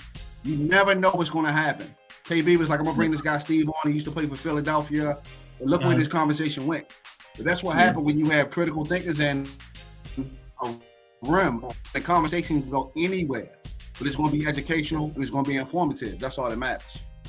Yeah, and my apology, K, if I get too much on topic, but you know, one thing I try not to live in the past. I don't even remember a lot of things from my playing career because it was kind of a nightmare to me. Selfishly, I didn't achieve what I wanted to achieve there. I even tried out for the Ravens. Was down in there. And one thing I learned playing professional sports like we was linking to is that it's a grimy thing, man. It's only but a few roster spots a year, number one. You know what I'm saying? If you drafted in the first 3 rounds, you automatically you're automatically on the roster. You know what I'm saying? Unless an injury come or you just think up the place, And true dudes, it's like the dudes we grew up with on the street legends, right? On the hoops. We know that Day can ball. He put 40 on Kevin Durant. He put 50 on LeBron. But he just didn't have those measures, well, not the measurable, but the mentality to kiss the butt to get to where they need to get to, right? So when you go to camp, you have these people who can flat out ball. You got 6'3", 20 running full forwards. You know what I'm saying? I was at camp, man. It was a dude had sores all over his body just bleeding. I'm like, what? You see some really devastating, I ain't gonna say devastating, you see some really mind-blowing things, and they come from all over the world. And consciously thinking, whatever you imagine is there, but everything is so fast-paced. You get that notebook, and you gotta know that notebook in a day or two when you're a free agent player. You know what I'm saying? Critical thinking. And I was an athlete, I'll be honest with you. My first couple years of high school, I was a C, B, D, a couple F students. Why? Because it was not because I was dumb. School didn't interest me. It didn't teach the things I love. Like I'm in love with business and stuff like that. I'm in business now. But it was just, I just went to school to get to college, to go to NFL, right? But I didn't know about the SAT until the summer of my 11th grade year. I got all these schools coming to talk to me, love my talent. Like I'm like 5'11", I ran like a 4.4, 5'11", 205, 210, I run a 4.4 I was a sprinter. I was all that. I was a big boy, Right. And I ain't in teachers. I used to beg my teachers in the summer, then go to summer school. Hey, can you change my grade? I do something. I was that kid, This is the first time I was telling this story. And my dad, I had a great father though. My dad didn't play. When I messed up, he shut me down. He shut down. I couldn't ask him for nothing. Wouldn't do nothing for me. Great father, man. And speaking about my dad worked for HUD. Mitch Romney's father, my dad drove for him at HUD. So my dad was his chauffeur. Wow. Told my dad get his help. My dad get his first house. Taught my dad how to dress. Told my dad everything. So I owe a lot to the Romney family because they prepared my dad to be the man he became. And today, my dad have one of the auditoriums in Hood, a federal building named after him. You know, amazing. Yeah, that just goes to testament what type of father I had. But to go back to my story, I didn't know what SAT was until the summer of my 11th grade year. So I spent all my 12th grade year trying to load up on things I should have learned since 9th grade. You know what I'm saying? Probably dating back to 8th grade, you know? But when you see me play, nobody seen that handicap that I had. You know, I was an outstanding player. But, you know, I was blessed to finally, you know, get my grades together. I had every school. I was on my way to Georgia Tech, Jay. It was Hawaii, okay. Georgia Tech, and South Carolina. I had to go. I got my SAT late summer. So I qualified, but I was already in Iowa at a junior college. So I went and played a semester there, and then I went on to. I had to sit out a semester, couldn't do spring ball. So the following year, even though I was eligible, I played a year. I had to sit out a semester, number one. So I came back to Howard the following semester and made the team and played and everything. And I was blessed to get into a really great university. And my 12th grade year, my college years, I was a pretty good student because we had the resources. And like you guys say, the teachers ain't played. They're like, y'all still communicate with your teachers. That's how I was at Howard. The teachers at Howard refused to let you fail because of whatever circumstances, you know? And I'm thankful for that university. So thankful for that university for teaching me about life and teaching me about America, you know? From there, my coach was Ron Springs, Sean Springs' daddy. He was my running back coach. Steve Wilson played for the Denver Broncos. We had a very, quite a few coaches that played pro ball, like Dion and them. We had that as our coaching staff. You know, it was Ron Springs and Tony Dorsett. You know, all of them. I remember, I'm at practice, and freaking Mike Singletary walked there like, that's Mike Singletary. It was the most amazing thing to see these players come. That it was a fraternity of brothers. I'm talking about early '90s. You know what I'm saying? Mm-hmm. And so I was exposed to that. So it came to us getting trials and doing these things. You know, they had the relationships to get us there. But one thing they didn't tell you about, and I wish they would have, is about the prejudice and how it really is. It's a cutthroat business. You know what I'm saying? And I know we're going to talk about the KD trade and all of that stuff. Sometimes I call them spoiled babies. I didn't want to demand this and this and that. I believe in loyalty. If I'm drafted with this team, I'm rolling with until I retire. That's what we're accustomed to. We ain't accustomed to Jordan leaving the Bulls, going to Boston, then to LA. We ain't used to that. Dominique Wilson going from Atlanta to go play with Phoenix. We're not used to that. We grew up in an area where it was loyalty. So I have a problem with this jumping the ship all over the place. This free agency stuff. It's like it's like playing fantasy sports. Steve. Yeah, playing fantasy sports. You know, and these guys grew up in an age of me. It's the age of what I want, what I desire, what I feel. If you look at Brooklyn, they put together 3 guys that don't have the fortitude or the mindset to put their head in a foxhole and come out together. You already had Kyrie that went from Cleveland to Boston, and it was a disaster. They didn't make the playoffs. You remove Kyrie, you put a different point guard on the team, and they go to the second round. Yeah. Kyrie has been a cancer in a lot of these places, but he always gets chances because he can play basketball.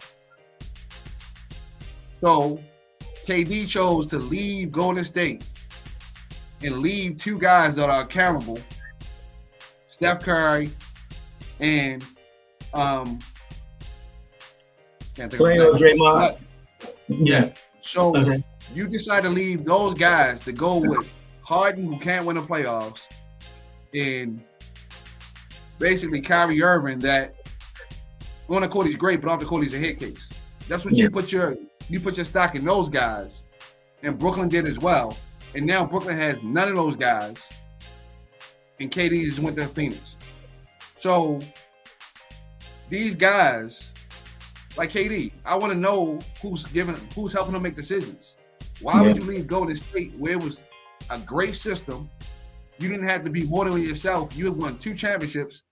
Why did you think going to Brooklyn with Kyrie, a head case, and bringing Harden in there, y'all was going to win? Yeah. It makes no sense to me. He had in Oklahoma. If you want to be technically, they should have Steve. They should have won in Oklahoma. Yeah. They gave LeBron. If you watch that game, I went back and watched it. Mm-hmm.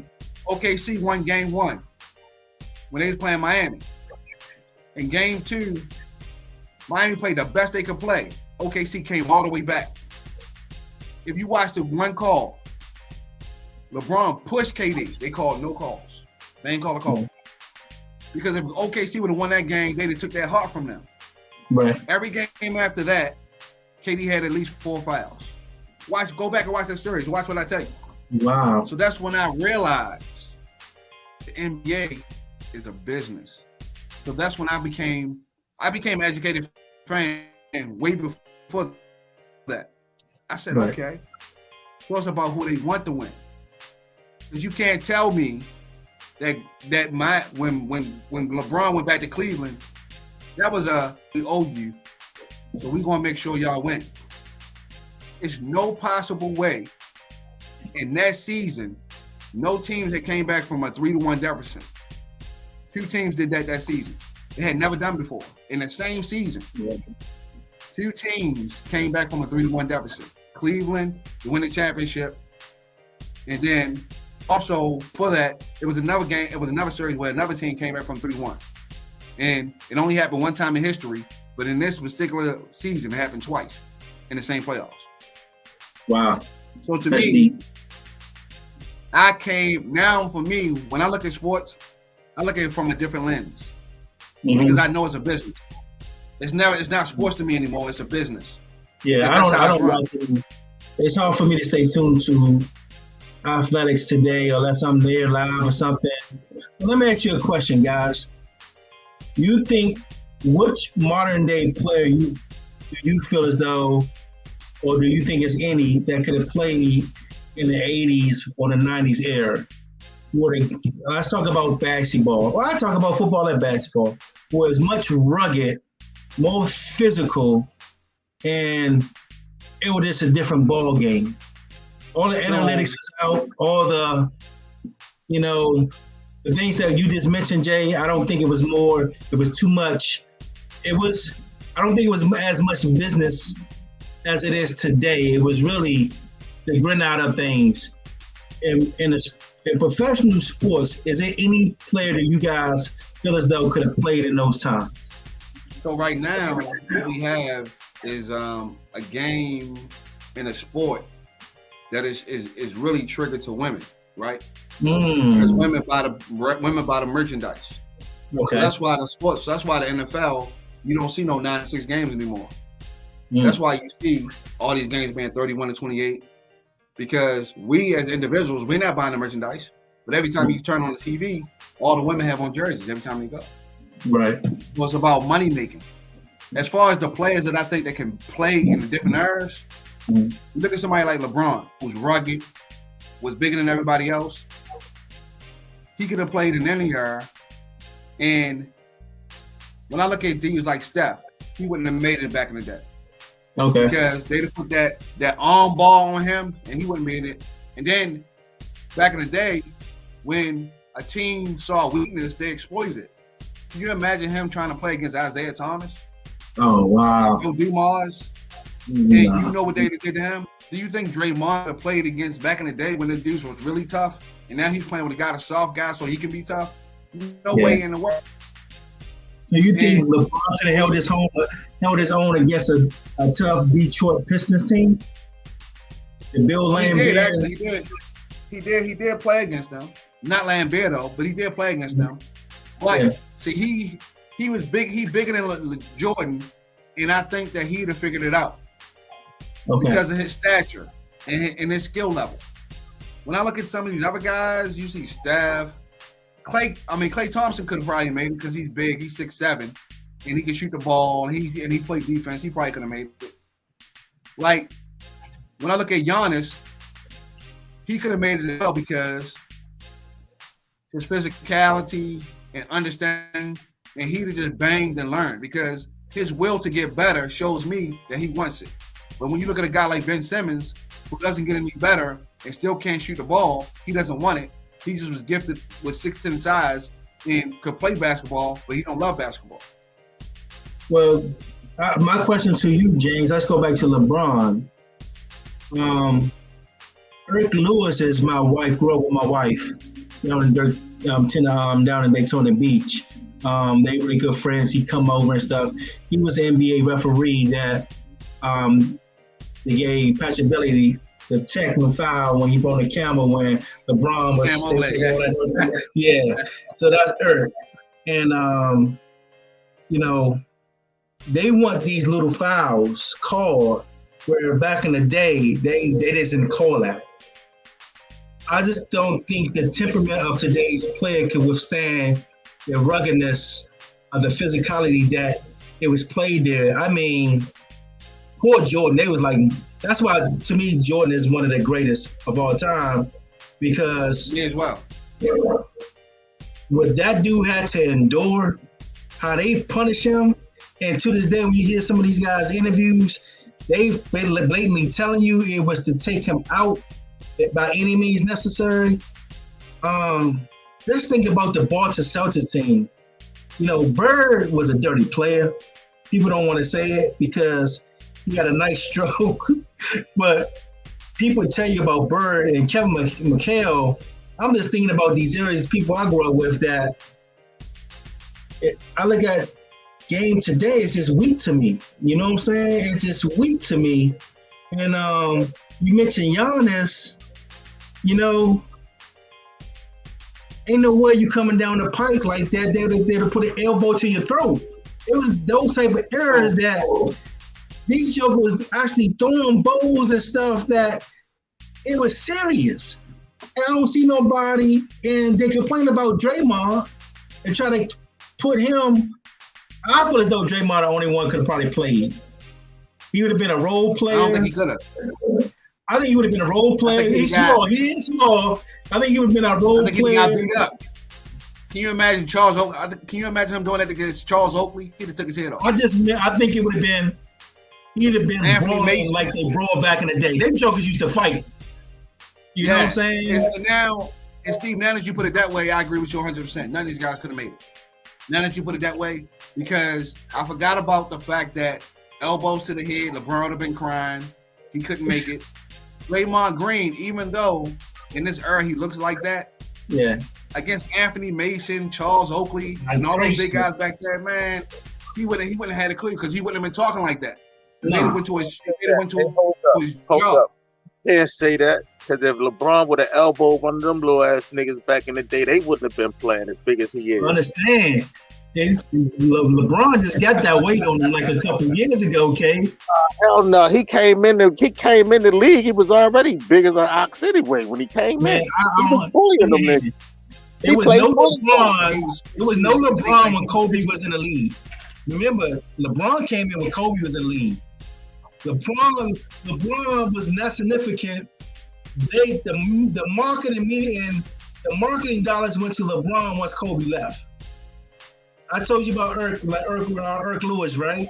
I don't know I about said, Eric, he I don't know about the marketing dollars, but when LeBron came in the league, people didn't like him because his nickname was King James. He was marketed very well. He was all over the TV. I didn't like him at first. I was a Melo fan. You know what I mean? My man Quan, he was the Melo. I'm still not a LeBron. I'm a Jordan all day. I'm not a LeBron fan at all. I'm Jordan all day. Let me tell you what Frank Lewis said. I look at LeBron. Uh-huh. Go ahead, Jay. No, go ahead, Steve. No, I was going to tell you. Well, man, when I first met Eric, we was talking. I said, "Hey, Eric, who is that man in the NBA that you ref these games, you up and close?" I say, who is like the guy that people respect and who can flat out ball? That joker say Kobe Bryant. And I'm looking at this dude and I was like, "Nah, I don't think so." When he told me about Kobe, he said, "Kobe is just an assassin." He said he's so smart that he'll find a way to get you. And he said Kobe will fight you. He said Kobe will tell a dude, "I'm coming to your locker room," and we'll go in the locker room and knuckle up. These are stories you hear about Kobe, right? But if you think about it, Jay and KB, what era did Kobe come in at? He came in that rugged era.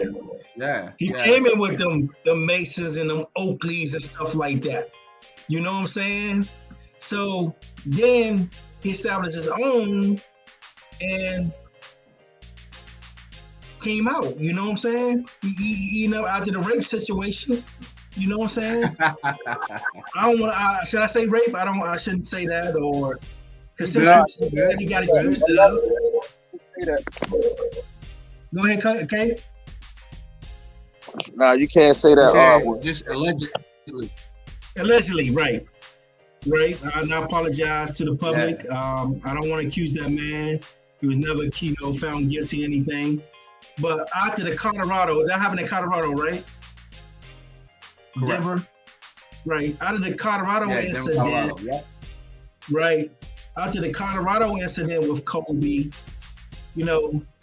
he regrouped and became the Black Mamba after that situation. For sure. You know what I'm saying? Got married. I think he was married at the time, about whatever the case may be. Put everything together. And it was some years after that I met Eric, and he told me that dude is the truth. And now that I go back and look at some of the things that Kobe's done, he still wasn't Jordan. However, I got to put him up as one of my greats. Sometimes the points don't say it all. It's the moments. It's the moments and the values and the things you stand for and what you overcome that make that statement. I love what LeBron does. I like a lot of things he do. But the only thing that hurts me about LeBron, and that's why I like a KD and I kind of like Melo. LeBron kind of won a little bit too much for me. I think if Melo was afforded the same opportunity to LeBron,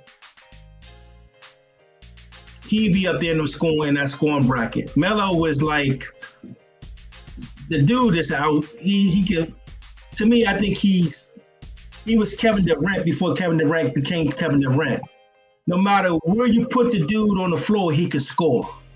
You know what I'm saying? He was the only one in Syracuse. When they won the championship at Syracuse, they only had Melo. He went through the whole NCAA tournament. Yeah, you know what I'm saying? With that Syracuse, with that zone defense. Yeah. They beat Kansas. When they had Kurt Heinrich. Yeah, I remember that. Who else did he have on that squad?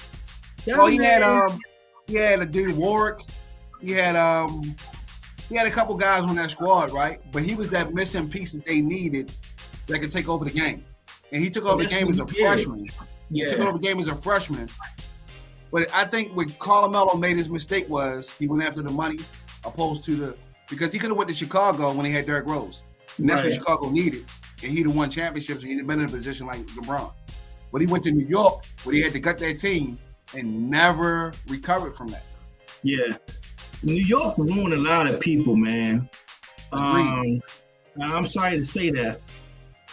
One of my childhood heroes was Patrick Ewing. My mom worked at Georgetown for 25 years. I could have went to Georgetown for free, actually, because she worked there as a nurse.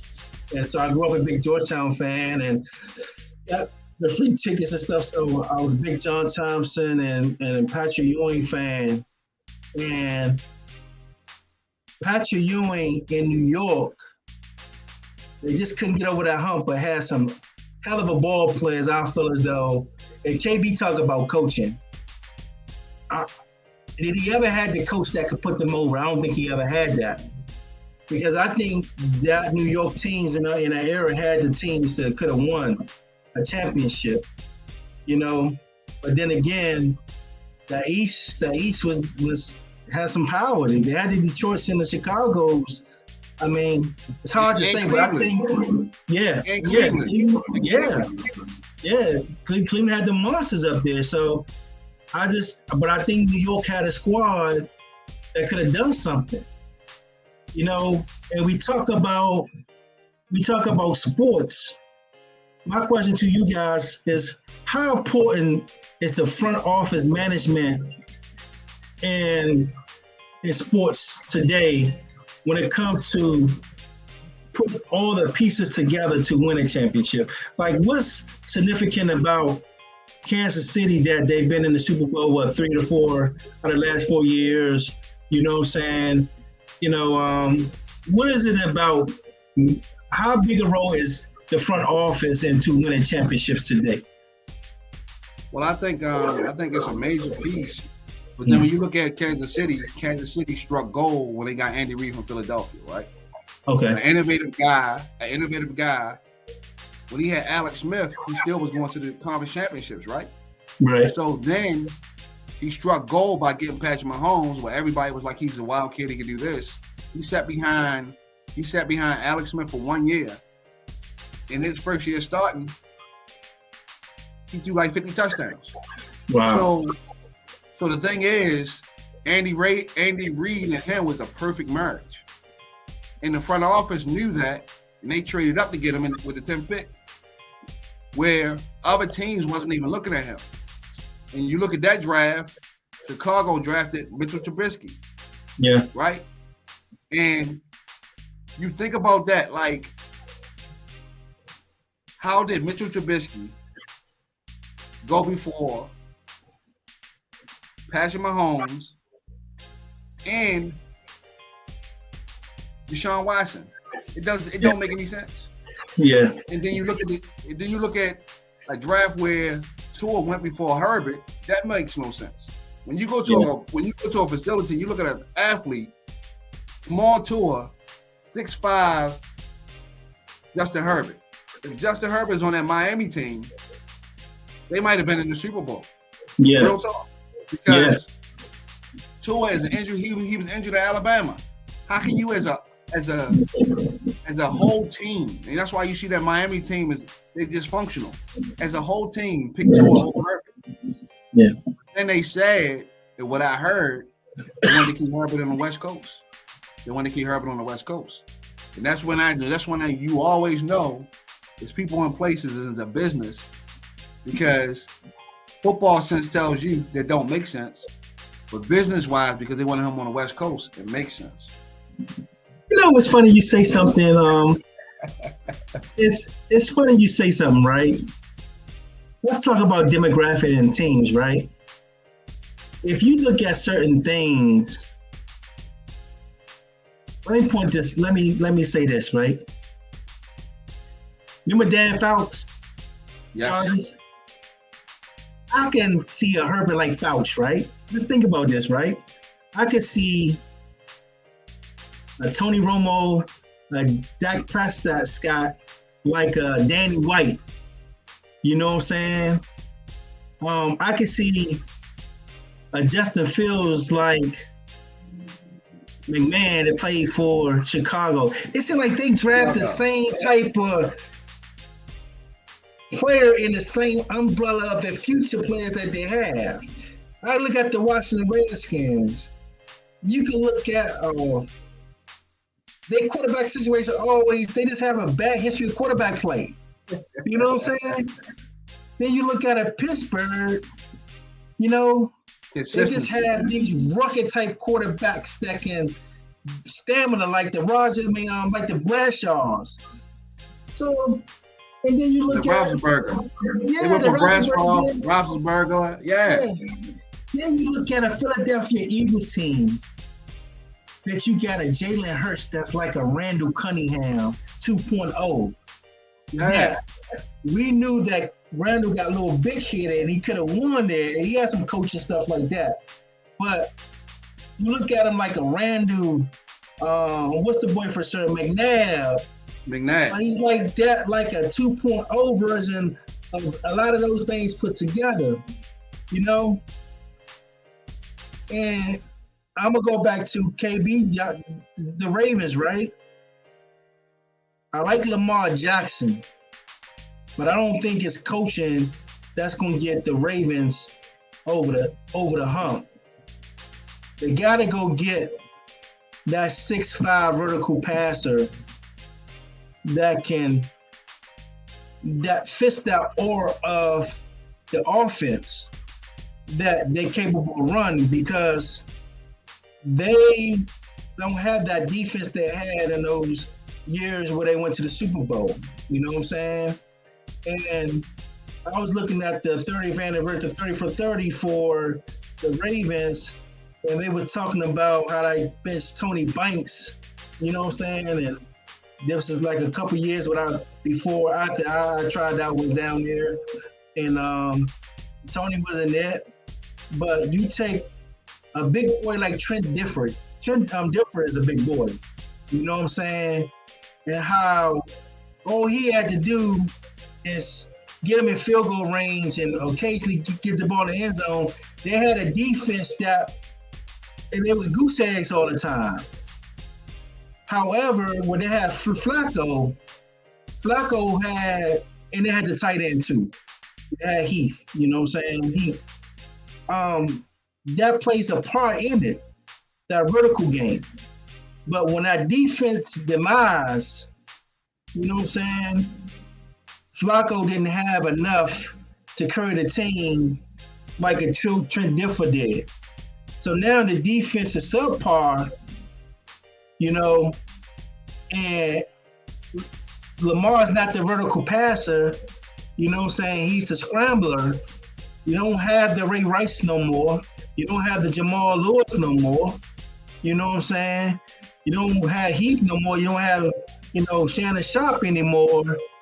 KB, is it really coaching? Or is it has something to go back to when we first stated, Ozzie Newton putting those teams together? No, it is coaching because we don't have those guys. We have a more dynamic offense. We have a more dynamic guy back there at the helm that break records, pressure to all defenses. The coaching staff has to figure out how to make it dominant. And I feel as though they figured it out a little bit in the beginning of the year because we was putting up 30-something points. The defense was just giving up 34, 37, you know? So this year was the first year that I really gave the offense props. I gave it, in the beginning, I was giving it its props. The defense was losing the game. We was 30 plus. We should have been 5-0.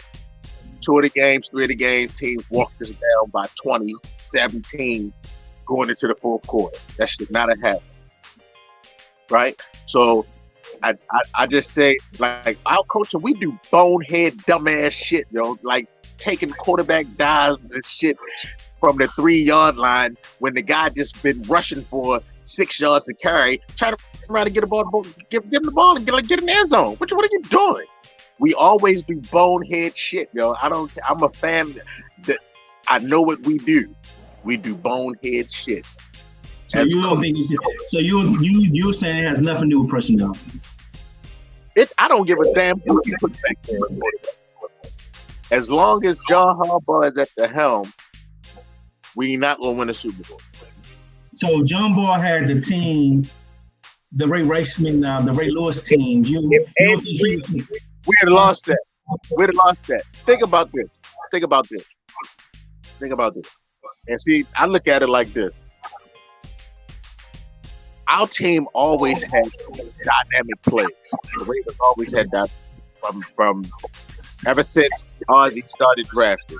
Ray Lewis, Spruce, Suggs, Ogden, Jamal Lewis, everything. We just never could get it. We never could get it right at wide receiver and quarterback for real, right?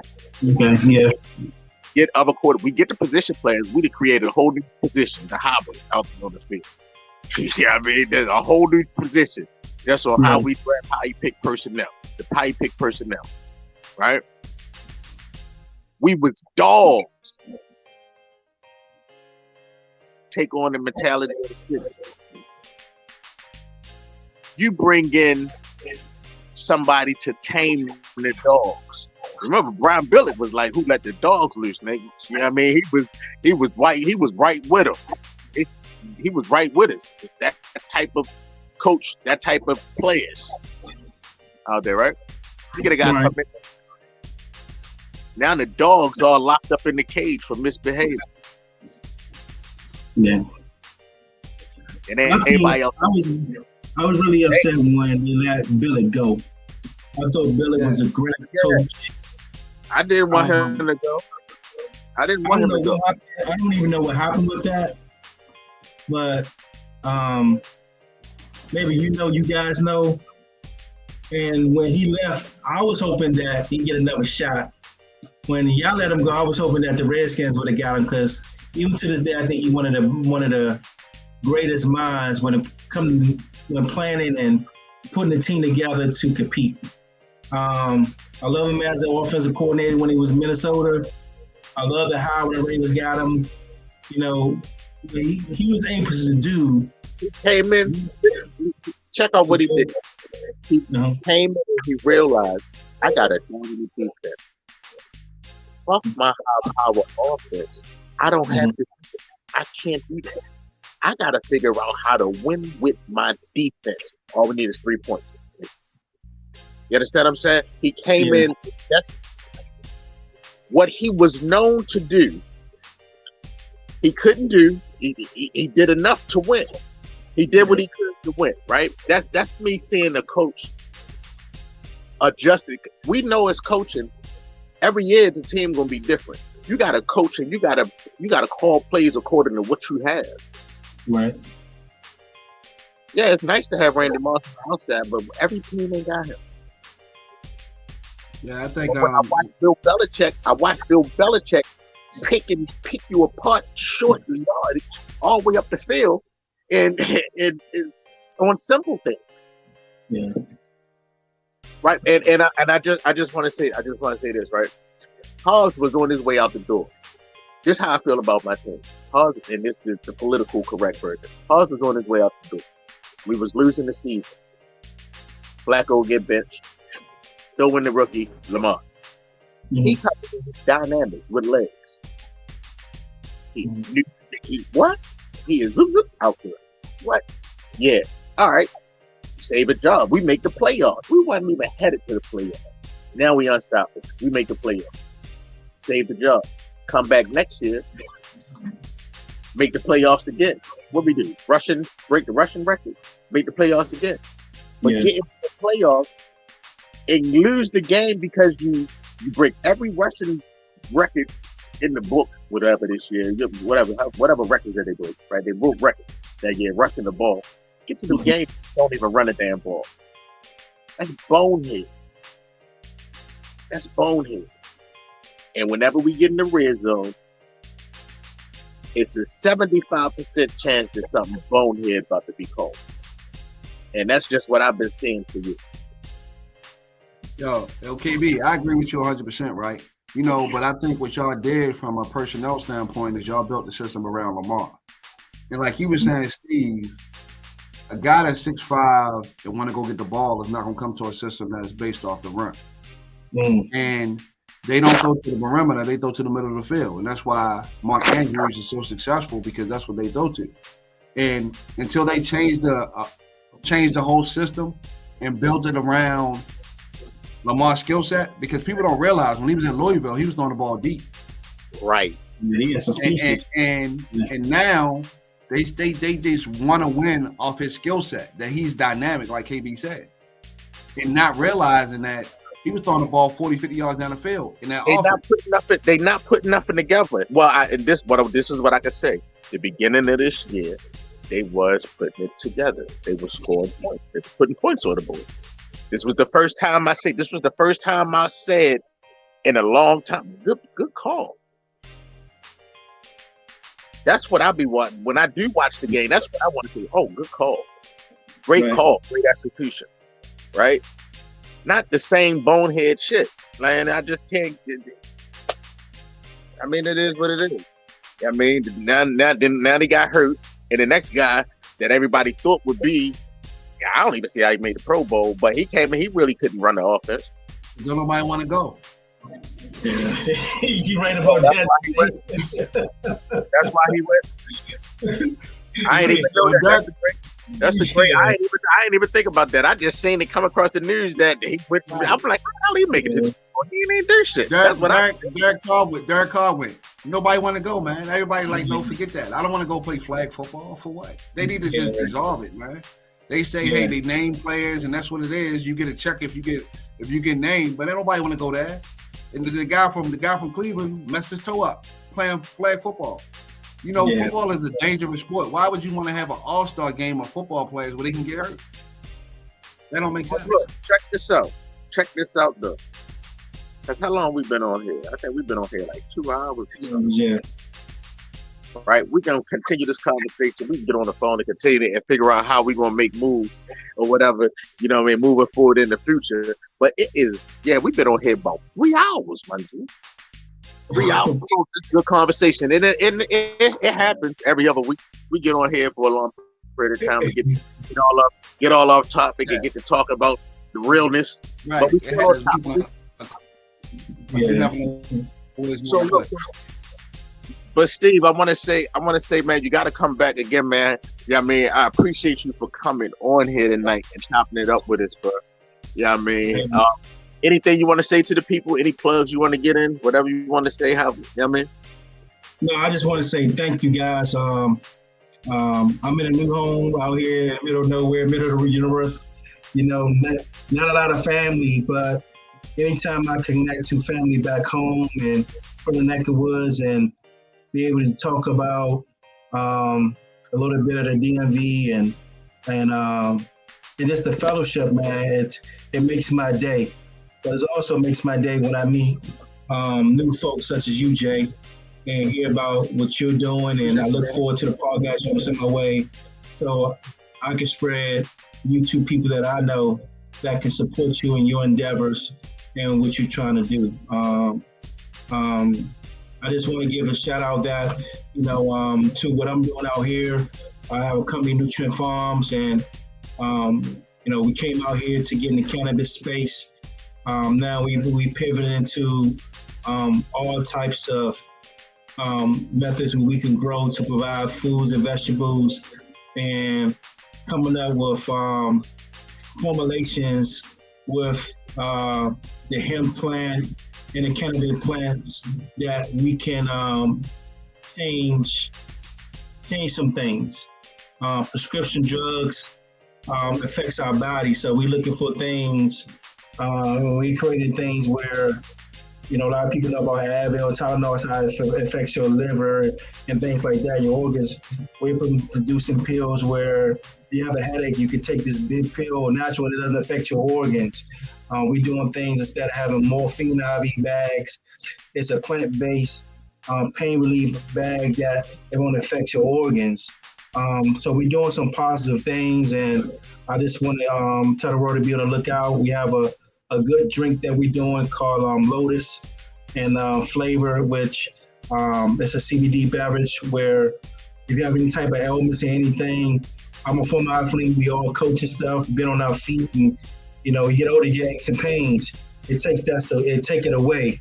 And you can go to lilybcbd.com. We got a new batch coming in, so if you place your order, we'll be getting that out to you. So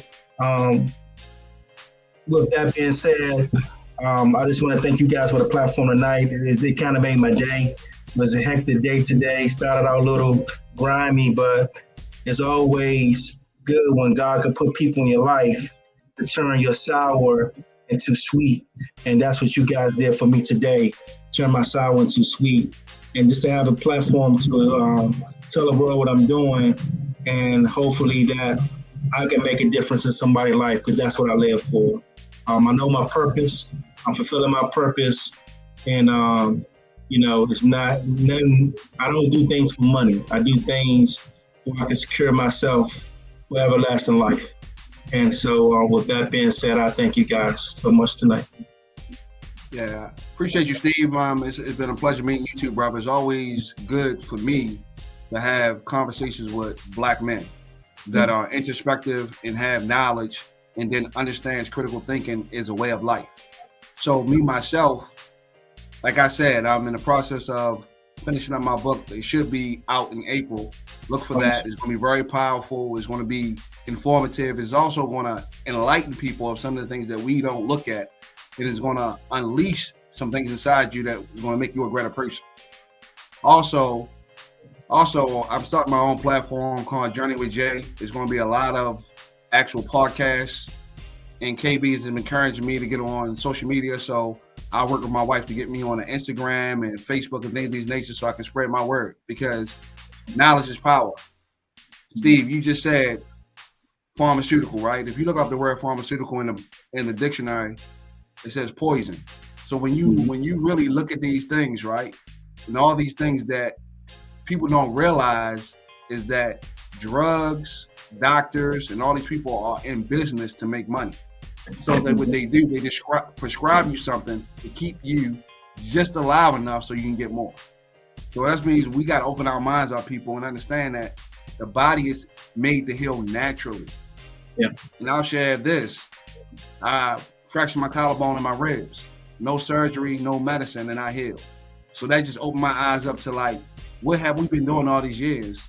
Listening to these doctors who read a book to tell you how to deal with you, which makes no sense. It makes no sense at all. You don't know how to deal with me by reading a book. And that's the problem with the world today, is we call all these people professional and specialists because they went to school and read a book. No, that don't mean you know everything. But let me get back on topic. I appreciate everybody coming and joining us here on the Urban Sports Review. I know that we took the conversation left and right, but that's what we're here for. Sometimes, conversations may go one way or another, but just stay tuned, because you're going to be informative. But like I said, when I begin the show, and it's going to make you think.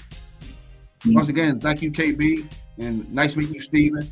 And I'll make sure that I definitely connect with you and get you that information that I was going to share with you. Thank you so much, and I appreciate that. And last thing I would say, when you say about the pharmaceutical error situation, Jay, I was told once, and you can try to tell me this: those who have infection disease, and the best way to heal it is through fasting. Don't feed it. Facts. Because you can clean out the impurities in your body. Yeah. And people don't realize that in life, the food and everything that we're eating, because there's so many of us and the world is grown, they had to create the food faster. So to create food faster, they had to put things in there so it can last longer. So that means that we wonder why each generation is getting bigger and bigger and bigger.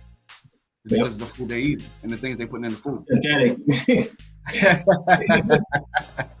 Amen. Well, I really appreciate you guys, and I really look forward to that, Jay. No problem. Sorry about that, KB. Go ahead, in the show, brother.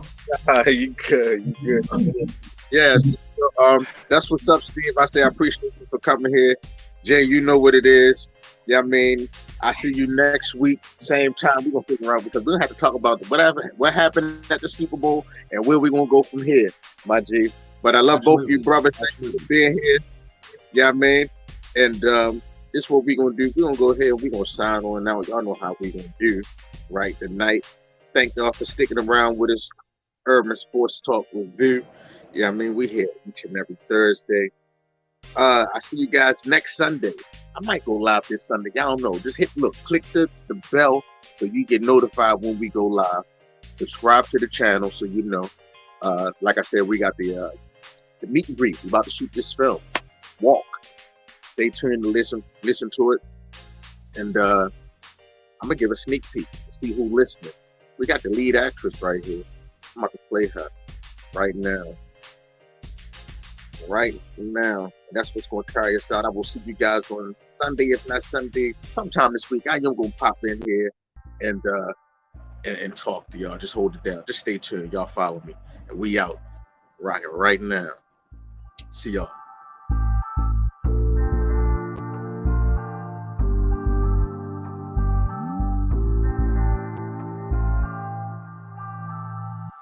Name the cost, you can get it, baby. You can have whatever you want. You can have whatever you want. You can have whatever you want. Name the cost, you can get it, baby. You can have whatever you want. You can have whatever you want. You can have whatever you want. I'm in the club buying shit I can't pronounce. Blowing backwoods, matching pound for pound. Just took 2 shots, can we get another round? My song came on, so you know I'm finna clown. You know how I get on the slicker. Send a pic to remind him what he missing. You know what's going down. He replied real instant. He said, baby girl, name the cost. Name the cost. You can get it, baby. You can have whatever you want. You can have whatever you want. You can have whatever you want. Yeah. Name the cost. You can get it, baby. You can have whatever you want. You can have whatever you want. You can have whatever you want. Yeah, Balenciaga heels and the ones with the socks, yeah. Couple red bottom slime shit, you know what's up. Put bands in my hand and say, shorty, just because I need Gucci, Louis, Fendi, Prada.